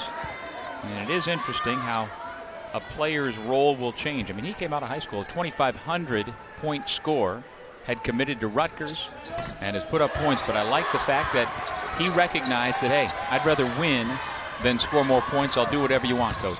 And that's what you want from all your players, but especially from a leader. And as a senior now, that's a role that he has stepped into by giving up of himself and not worrying about the fact that he wasn't starting anymore. One of the reasons why they've had success.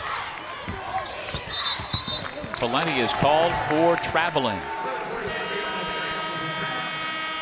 We were tied at the intermission at 27 apiece. We're tied now 39-39 as we head back to break.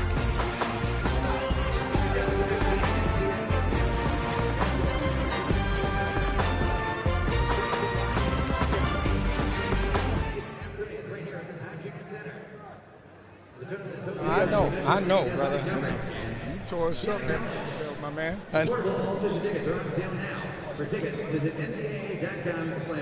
King, you said points are hard to come by in this game, but you guys are starting, it looks like they're a little looser offensively. Well, we've tried to tell them all week. It's about just playing free, guys, and playing with emotions, and the offense will take care of itself. Coach Barron does such a great job, and we've had 2 outstanding games, so this one's going to come down to the final few minutes. Good luck in the second half. Thank you so much.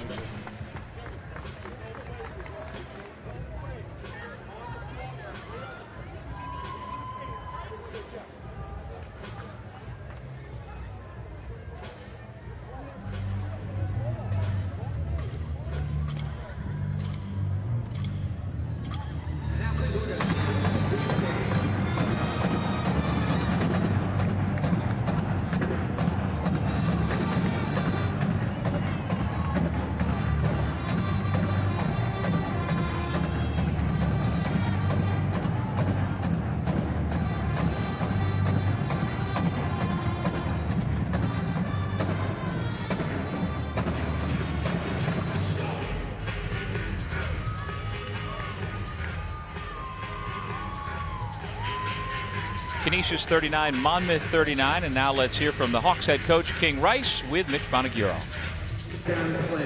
King, you said points are hard to come by in this game, but you guys are starting, it looks like they get a little looser offensively. Well, we've tried to tell them all week, it's about just playing free, guys, and playing with emotions, and the offense will take care of itself. Coach Barron does such a great job, and we've had 2 outstanding games, so this one's going to come down to the final few minutes. Good luck in the second half. Thank you so much. Thank you, Coach. Thank you, Mitch. MAAC fans, you can follow the MAAC on social media. Log on to facebook.com/MAACsports. And follow us on Twitter using the handle @MAACsports. And you can also follow MAAC Sports on Instagram. Using a phone as a phone, imagine that. A lot of Siena fans still in the building. And it'll be interesting to see, as we have seen the move of the Metro Atlantic Athletic Conference postseason tournament back here to Albany for the first time since 2010. Now that Siena has been eliminated, what we get for crowds tonight and tomorrow for the men's semifinals, as well as the women's semifinals. And then our championships will be played on Monday. The women in the afternoon and the men will play at 9 o'clock Monday night on ESPN2. DeLeo for 3. Well, DeLeo made the shot, but the guy that made the play was a dribble penetration by Deion Jones, forcing the help side collapse. So DeLeo had plenty of time to tee it up.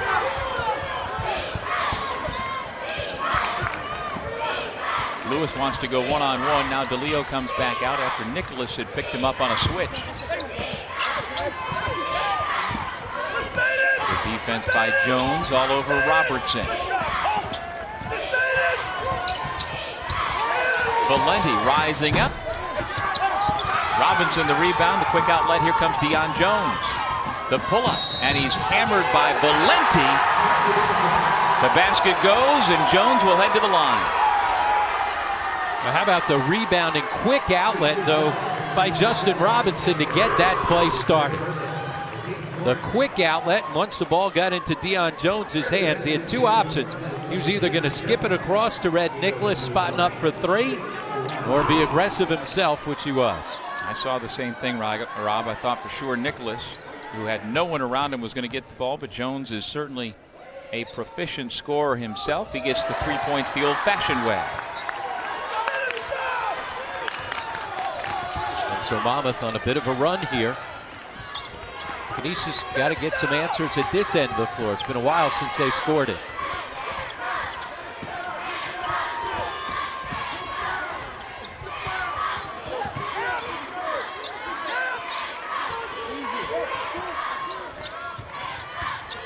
You see the Hawks are on an 11-0 run. They can extend it here off the turnover. They do get possession as Williams was on the sideline when he touched the ball. So the 13th turnover for the Golden Griffs, above their season average already. Remember, this is a team that's taken care of the basketball better than anybody all season long inside the MAAC at under 12 turnovers per game. And they also lead the league in turnover margin, but so far that's been in the favor of the Hawks. Jones, 3rd team all conference. No at the rim when Heath comes over and blocks it out of bounds.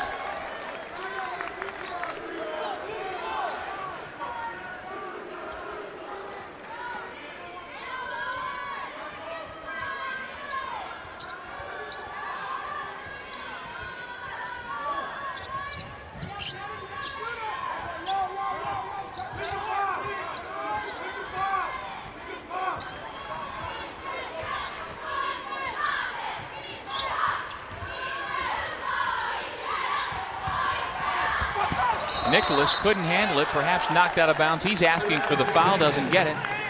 And the Hawks give it back to the Golden Griffins. And here he is. He slips the screen. That was a good no call. It was. That was all ball and clearly went off Red Nicholas. Yep. Nice job by Heath to reach in. That time, though, Heath couldn't handle the pass on the screen and roll. Nicholas. Nice job by the Hawks to get back defensively. DeLeo winds up on the deck, and it's a charging call against Heath. Well, that's a tough one because that came from the trail official who's 30 feet from the play when there's an official right on top of it. Jim Barron not happy, and I don't blame him.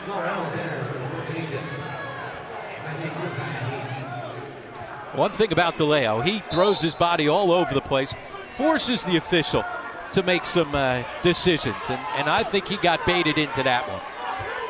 Well, not saying it's a flop, but he does flop all over the place at times. He does, no doubt about that. He surrendered 2 of his teeth in a game against Canisius last year. And that's a situation where a veteran official doesn't fall for it. That was a rookie mistake. DeLeo, no. And he is tied up by Bleeker. DeLeo tries to get the and one by flipping it up, but no deal. No, that's a bad call. And again, it's from a guy 30 feet to, he didn't see it, and DeLeo just flops there. You get up and play.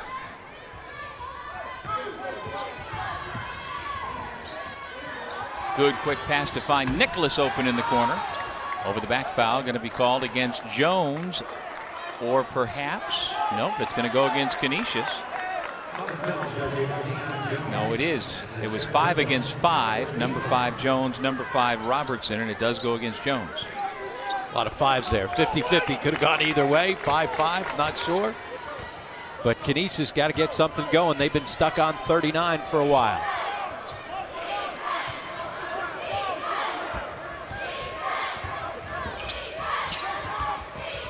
Reynolds has a step on Jones.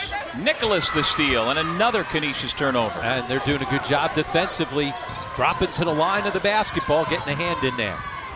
Justin Robinson lowers the shoulder and puts it in. That's one of the reasons why he finishes plays in the lane.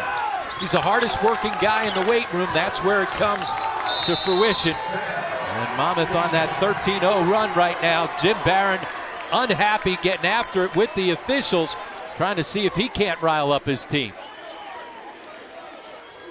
Yeah, he's looking for the push-off on Justin Robinson on that drive, saying, hey, if you're going to call the foul on the charge that DeLeo stepped in, you got to call it the same way on this side. There's that nice little nudge. That's a good play.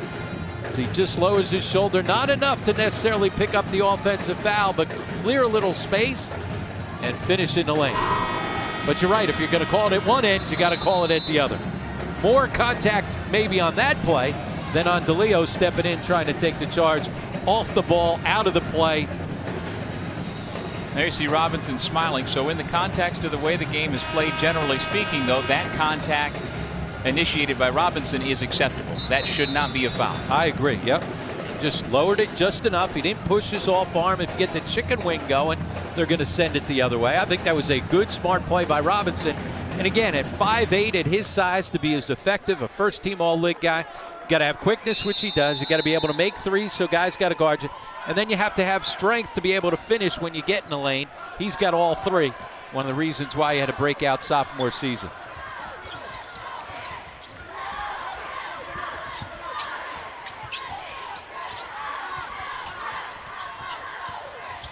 Lewis. Jones tapped it back, but it's Robertson who picked up the loose ball and laid it in. Now that breaks the scoreless run for Canisius. Being at the right place at the right time. It had been 5.5 minutes, Rob, since the Griffs last scored. But because they do it on this end, they're still in the ball game. Just a 6-point lead. And a lot of times you don't score for 5.5 minutes. You look up and you're down 13. But because Canisius guards, only down 6. The lead is 6 for the Monmouth Hawks, but the Griffs keep coming, and they're going to keep coming for the final 7:43.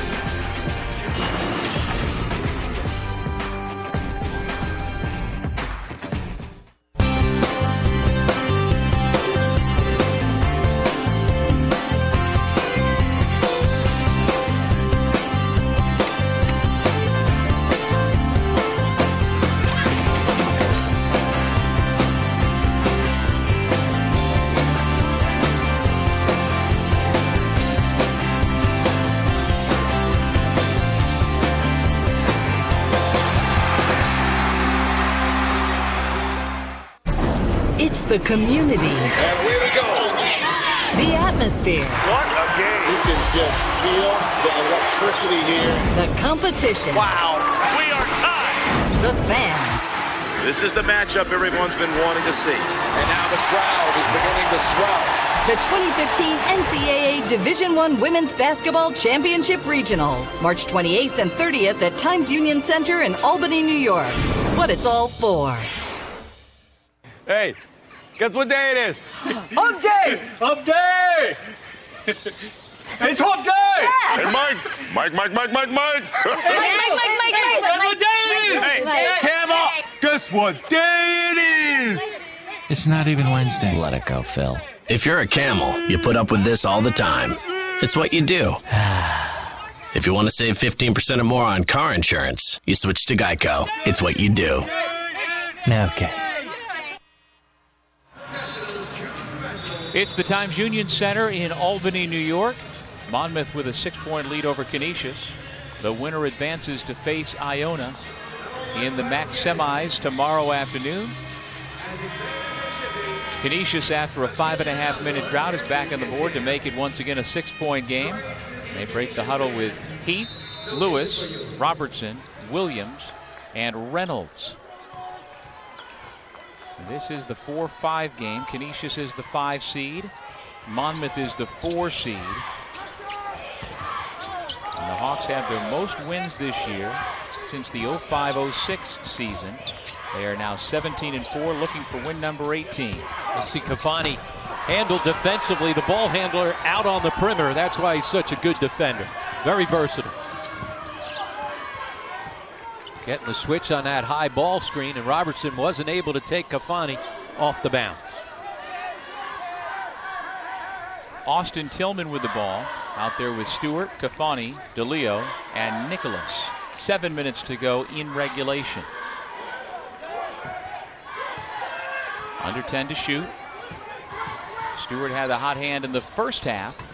First attempt here in the second half, well short. And that's not a good shot. That's a guarded, fading away, deep three. They held the ball. Nothing got going offensively. No movement on that possession. Williams, a clean look. Heath, the rebound. Back out to Williams. Step back three. Reynolds with the rebound, and he will head to the line. The foul against Stewart. Well, when you're struggling offensively, you got to go find some easy baskets. Good effort on the offensive glass there by Reynolds, the best rebounding guard potentially in the MAAC. He said in the top 10 at 6.5 rebounds per game at just 6'4".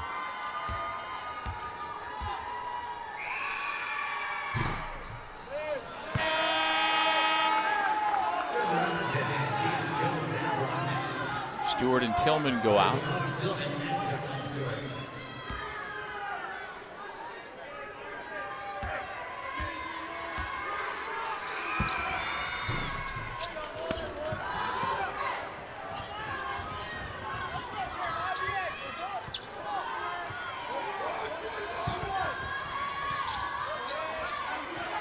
Jones backs it out. Robinson, nice up fake. Better move around Heath than a wide open 10-footer. Talk about two fakes, right? The ball fake and then off the dribble, the crossover as he just raised his head. Doesn't shed one defender, but sheds two on that possession. Hawks into the 2-3 zone now. They match out of it. Got to be careful throwing it to the corner because they'll trap down there.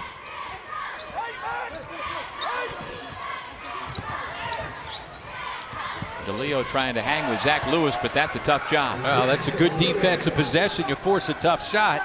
Lewis just able to hit on that step back.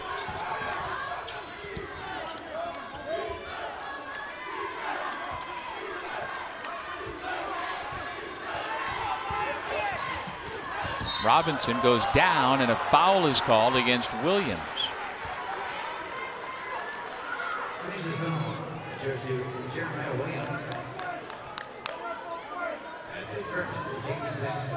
Sixth foul against Canisius, the first against Williams. Non-shooting foul, so inbound comes to DeLeo. 5:20 left in the second. Robinson. A little strong. Jones on the offensive glass. And the Hawks keep possession. They say Lewis knocked it out of bounds.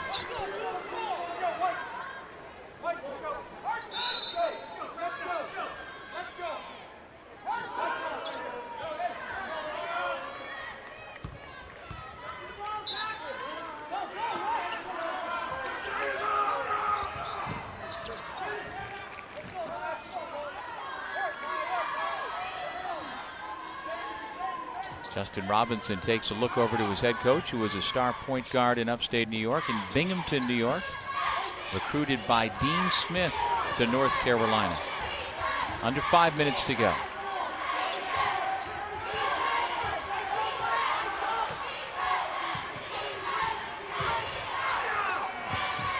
Nicholas puts it on the deck.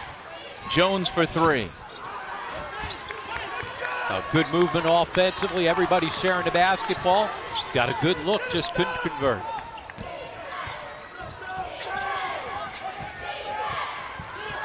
Reynolds took his eye off the pass, able to save. Heath for two. He goes over Kafani's back and knocked it out of bounds. Monmouth basketball. That was a disjointed offensive possession right from the start for Canisius. Little surprised that Phil Valenti isn't back in the game for Jim Barron's team. As Jim said earlier, you know, he only practiced half a practice yesterday and a half a practice on Thursday. Fought so hard to get himself back on the floor when he went down with that ankle injury. Everybody figured he was out for the year. Heath the foul. Kafani will head to the line. But right now they've got to find something to get going on the offensive end.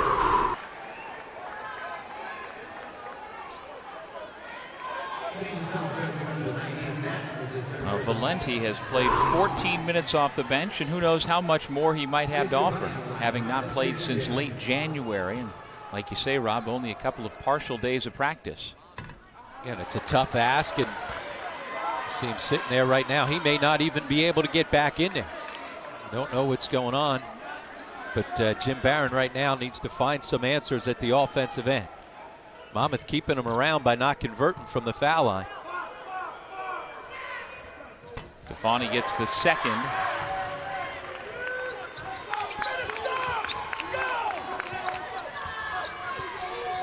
Williams, who was the star offensively in the first half, they've done a good job shutting him down here in the second half.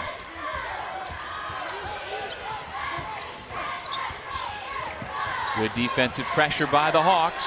And they swarm those high ball screens. Look how far Canisius is from the basket to try to initiate. And then the recovery by Kafani, but he's called for the foul. That's a big time challenge at the rim defensively by one of the better defensive players in the league. Monmouth up 6. Final 3:53 when we come back.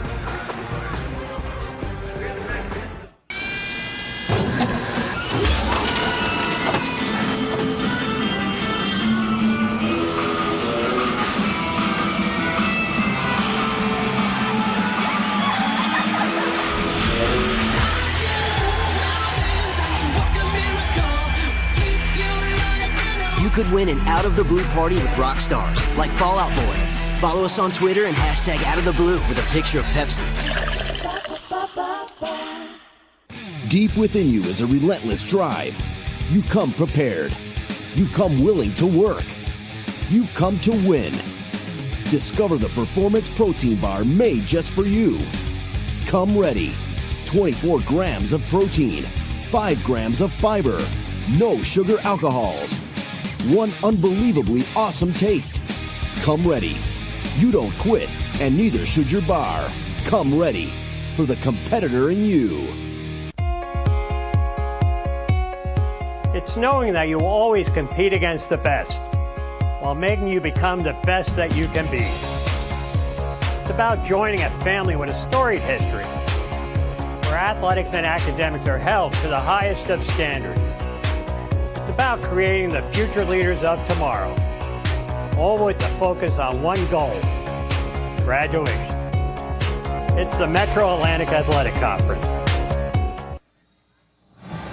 In Albany, Monmouth holding on to a 6-point lead in our second men's quarterfinal of the MAAC basketball championships. And let's go inside the play with Coach Rob Kennedy.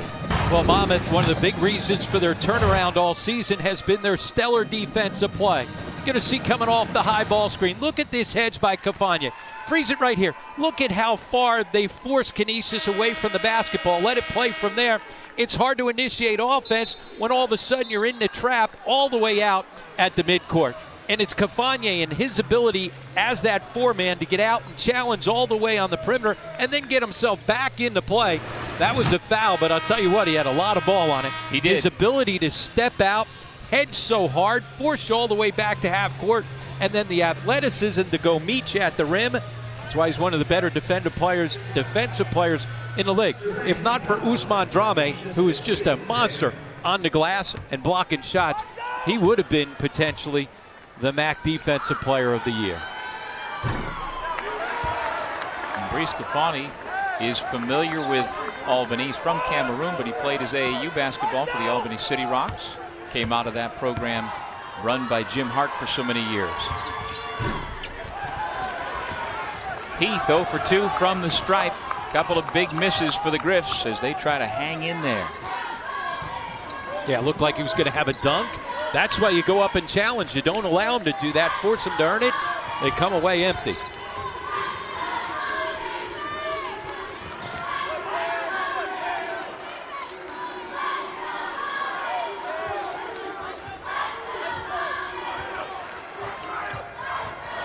Robinson gets the defender in the air.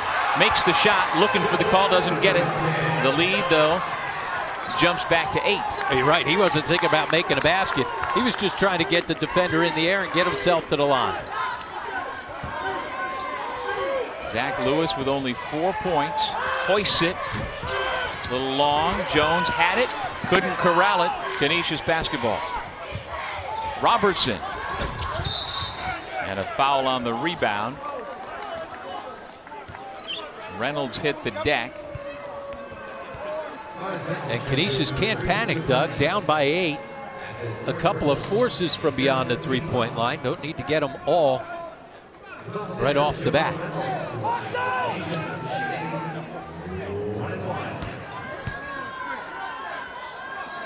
That was the third foul on Cafagna. Both teams have committed 7 fouls now. And Reynolds will get the bonus.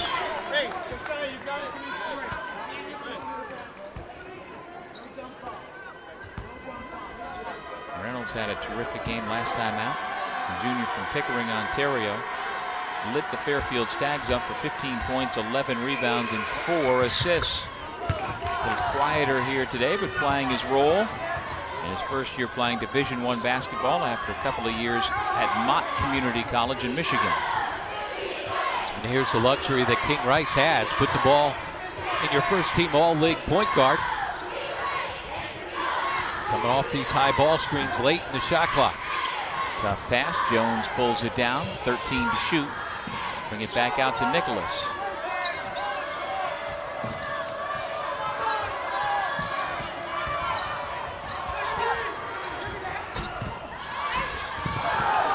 DeLeo tried to tip it in. Here comes Canisius. And he got hammered on that.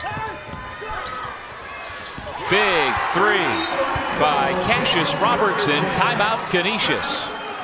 Well, the Golden Griffs, they just hang around and hang around. Not much going for them offensively, but that's a huge 3 to cut the lead to 3.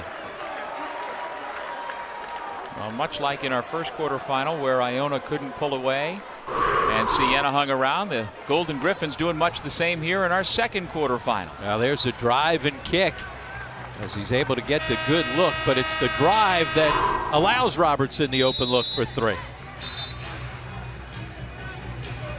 Robertson earlier this week named to the all-rookie team, and that had no chance to go on back in December, but he has been a much different player come the new year.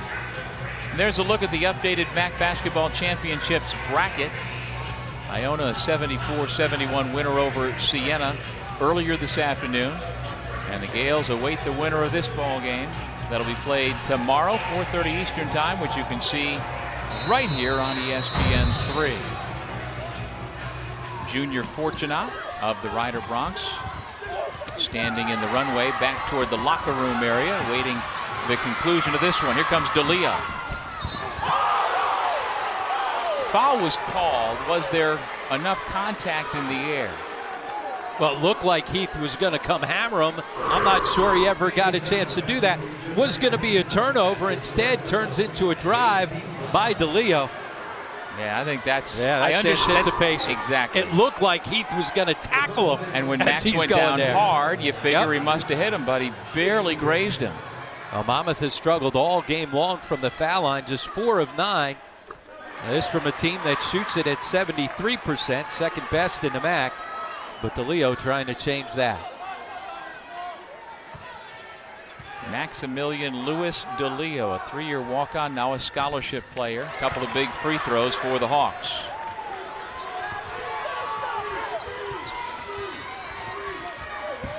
The crossover by Williams. Wow.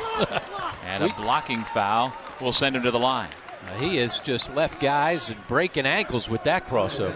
It's the third time he's basically sat a Monmouth defender down with that crossover. Just freezing the D.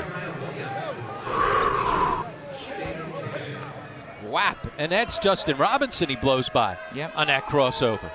Well, Justin was feeling for the screen, leaning that way to begin with, and then he was just completely finished off by the crossover. Because it's so quick.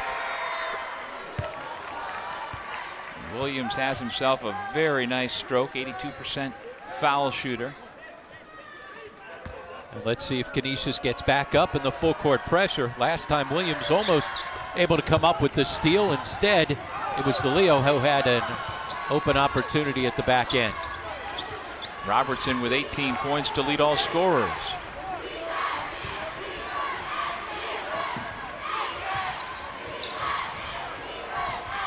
And Justin Robinson guarded by Cassius Robertson.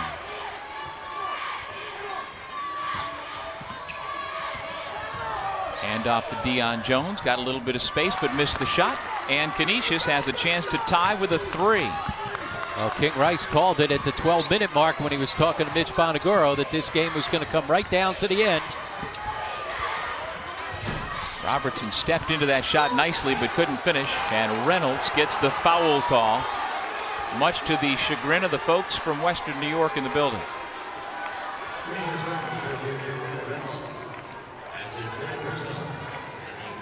That was a good look for Robertson, who hit his last 3, and as you said, Doug, stepped right into it. So when you get a rhythm 3, you got a good opportunity there. There's the contact from behind as Jones went down. If he didn't go down, you're probably not going to get that whistle. But again, he got bumped from behind. If he goes down, what are you going to call? A walk? You got to call the foul. Kafani on the offensive glass, but it's poked away and now tied up. The possession arrow points the other way. So Monmouth almost had an opportunity off the missed foul shot. Hawks continue to clank them from 15 feet away.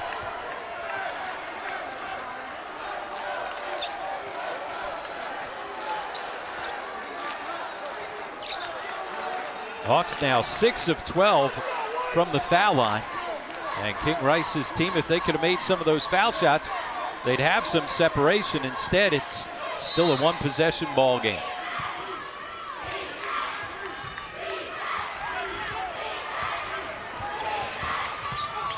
Williams runs into the hedge of Kafani. Jones comes away with the basketball. Still with the dribble, he's got to get it out of his hands, and he does, to the point guard Robinson. Well, there again, Kafani, as good as any big guy in the league. Well, they're going to have to go to the monitor on that one. The initial call is to stay with Monmouth. And let's see if they come over and take another look. Looks like Kevin Ferguson, the lead official here this afternoon, is calling for that. And so they'll take a second look and maybe a third or fourth. But how about the quickness of Kafani once again on that high ball screen to start the play. And then when the ball's in Monmouth's hands, here's Justin Robinson. I thought it was clear as day from where we're sitting now. It's right in front of you and I right there, but clearly that was off Robinson. This shouldn't take long for them to figure this out. I was more concerned about somebody flying at us trying to get that loose ball. Did you see Brian Sullivan's quick hands to come up with the loose ball here at the table? Robinson spins away, and he just spins it himself. Nobody touched it. Like I said, it was right in front of us, so we had to clear lane. To the officials' defense, there's a lot of other bodies around, but this shouldn't take very long. Here it is, spin. There's no defender's hand in there. He's the guy that pulled it through. Yep. So this is something we have to work on. This is a new rule change where you can go to the monitor to see who it was off. I'm all for it. But again, you and I are looking at it. We come up with it in 2 seconds, so I'm not quite sure why it takes this long for the officials to make this call. I mean, it's off of Robinson's hands there. Am I missing something? Well, on that replay right there, Robertson, number 5 in blue, could have touched it, but we certainly couldn't tell 100%. I thought, like you, that it was lost by Justin Robinson, and that is the conclusion they've come to. Yeah, and as we said, they got it right, and that's why the rule changed to make sure in the last minute you can go to the monitor, much like the NBA has done for the last couple of seasons. And so Canisius has had the basketball each of the last 2 possessions with this same exact score, unable to convert. Now they've got to get a good offensive possession and a conversion. Lewis with the basketball. I'd stay out of those high ball screens because Cafani is blowing them up. Tough challenge at the rim. Robinson comes away with the basketball, and he quickly calls a timeout. He saw the double team coming, and the sophomore point guard understood he had timeouts to play with, and so let's make sure we get this right. Well, the Monmouth defense gets so stretched out as they come to trap that high ball screen and hedge so hard that at the back end, Reynolds was wide open. Took a little while to get it there. And then the challenge at the rim once again by King Rice's team. And I love the fact that Justin Robinson, who was 70 feet away from his bench, understood the circumstance, where he was, where the defense was, and didn't need to hear from the bench to call a timeout. Oh, you're right. And with his size at 5'8", once you get trapped that deep in the corner, you're done. It's a problem. Good call. So he calls the timeout, leaving Monmouth with 2. Jim Barron's Griffs also have 2 remaining. Well, here's the defense of Monmouth at the back end. There's the challenge. That is a good no call. No contact by Cafani. And again, where did he come from? Half court. Yep. He's the guy out here blowing up those high ball screens and sprinting back to the rim. That is great effort. Time after time. Tried to give up the foul on Robinson. Couldn't get him. Try again. And finally, the third guy gets the call. Williams is going to be called for his 2nd personal foul and the 10th against Canisius. And so Robinson at 80% will shoot 2. Yeah, top 10 in the league from the foul line.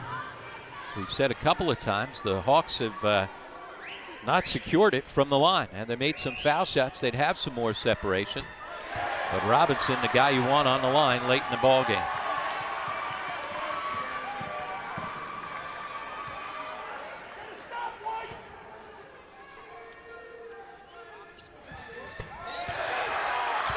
$16 points for the sophomore out of Lake Katrine, New York.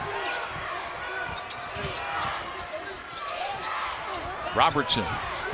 A big 3 in the timeout for Canisius. Still alive. Well, and a moment ago, Rob, we took shots of each bench, and you could see the Monmouth bench. They were feeling real good about themselves, and the Canisius bench not so much. I'm guessing out of this one, it might not look quite the same. Well, Robertson, as we said, stepped into a 3 early on. A couple of possessions ago, couldn't get it to fall. Dribble penetration by Lewis. You force the defense to convert. Good closeout by both Nicholas and Dion Jones to try and bother it, but Robertson's 3 gets the lead back down to 2. And right now, Jim Barron's team will take the trade of 2 foul shots for a made 3. Hawks own the possession arrow. Nicholas will be the inbound man. with Robinson, Jones, DeLeo, and Cafani. And they don't guard him, trying to double and keep the ball out of Justin Robinson's hands. Robinson, though, has it in his hands, now gives it up to Jones. And here come the Griffs to commit the foul by Reynolds. So the only two guys that touch it in that possession for Monmouth are two guys in the top 10 in foul shooting percentage in the MAAC. Jones at 82%, 5th best in the league, and Robinson, the guy who just gave it up, 8th best. So that's by design coming out of the timeout. Job well done by King Rice and his staff to make sure those are the guys who get the basketball.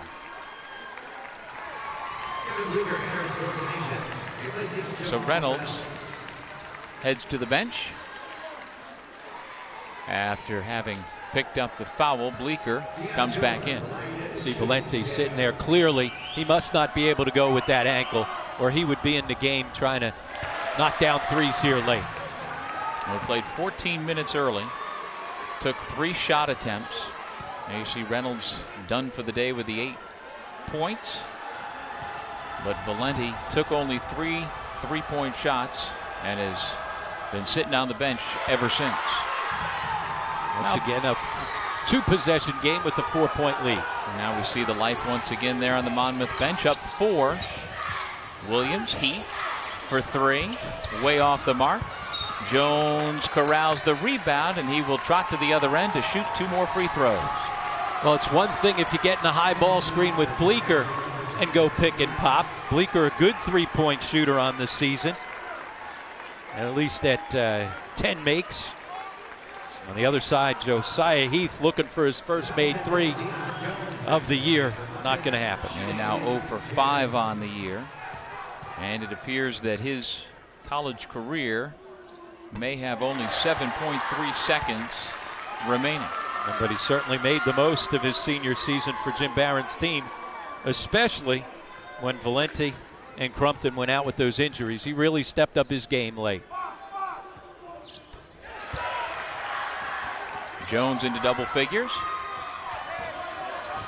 Let's see if Cassius Robertson, can't do it, can't finish. And with 7/10 of a second on the clock, Monmouth, all they need to do is inbound the basketball, and the Hawks will advance to the MAAC semis. There's the inbound. And the 4 seed takes out the 5 seed, 60-54 the final. Well, a couple of big defensive possessions late in the ball game by King Rice's team. The difference coming down the stretch.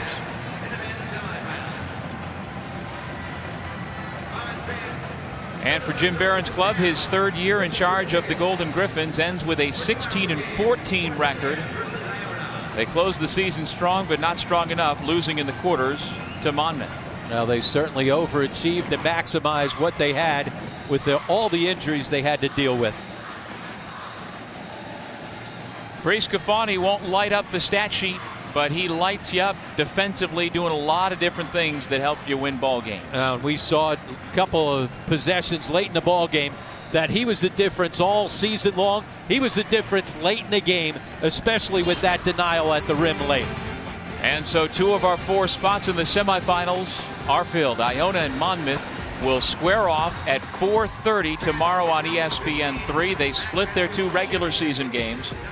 Still to come here tonight, our other 2 quarterfinals, Rider against St. Peter's and Manhattan versus Marist. We'll take a break and come back with our post-game report. We'll hear from the winning head coach and the star point guard after this break.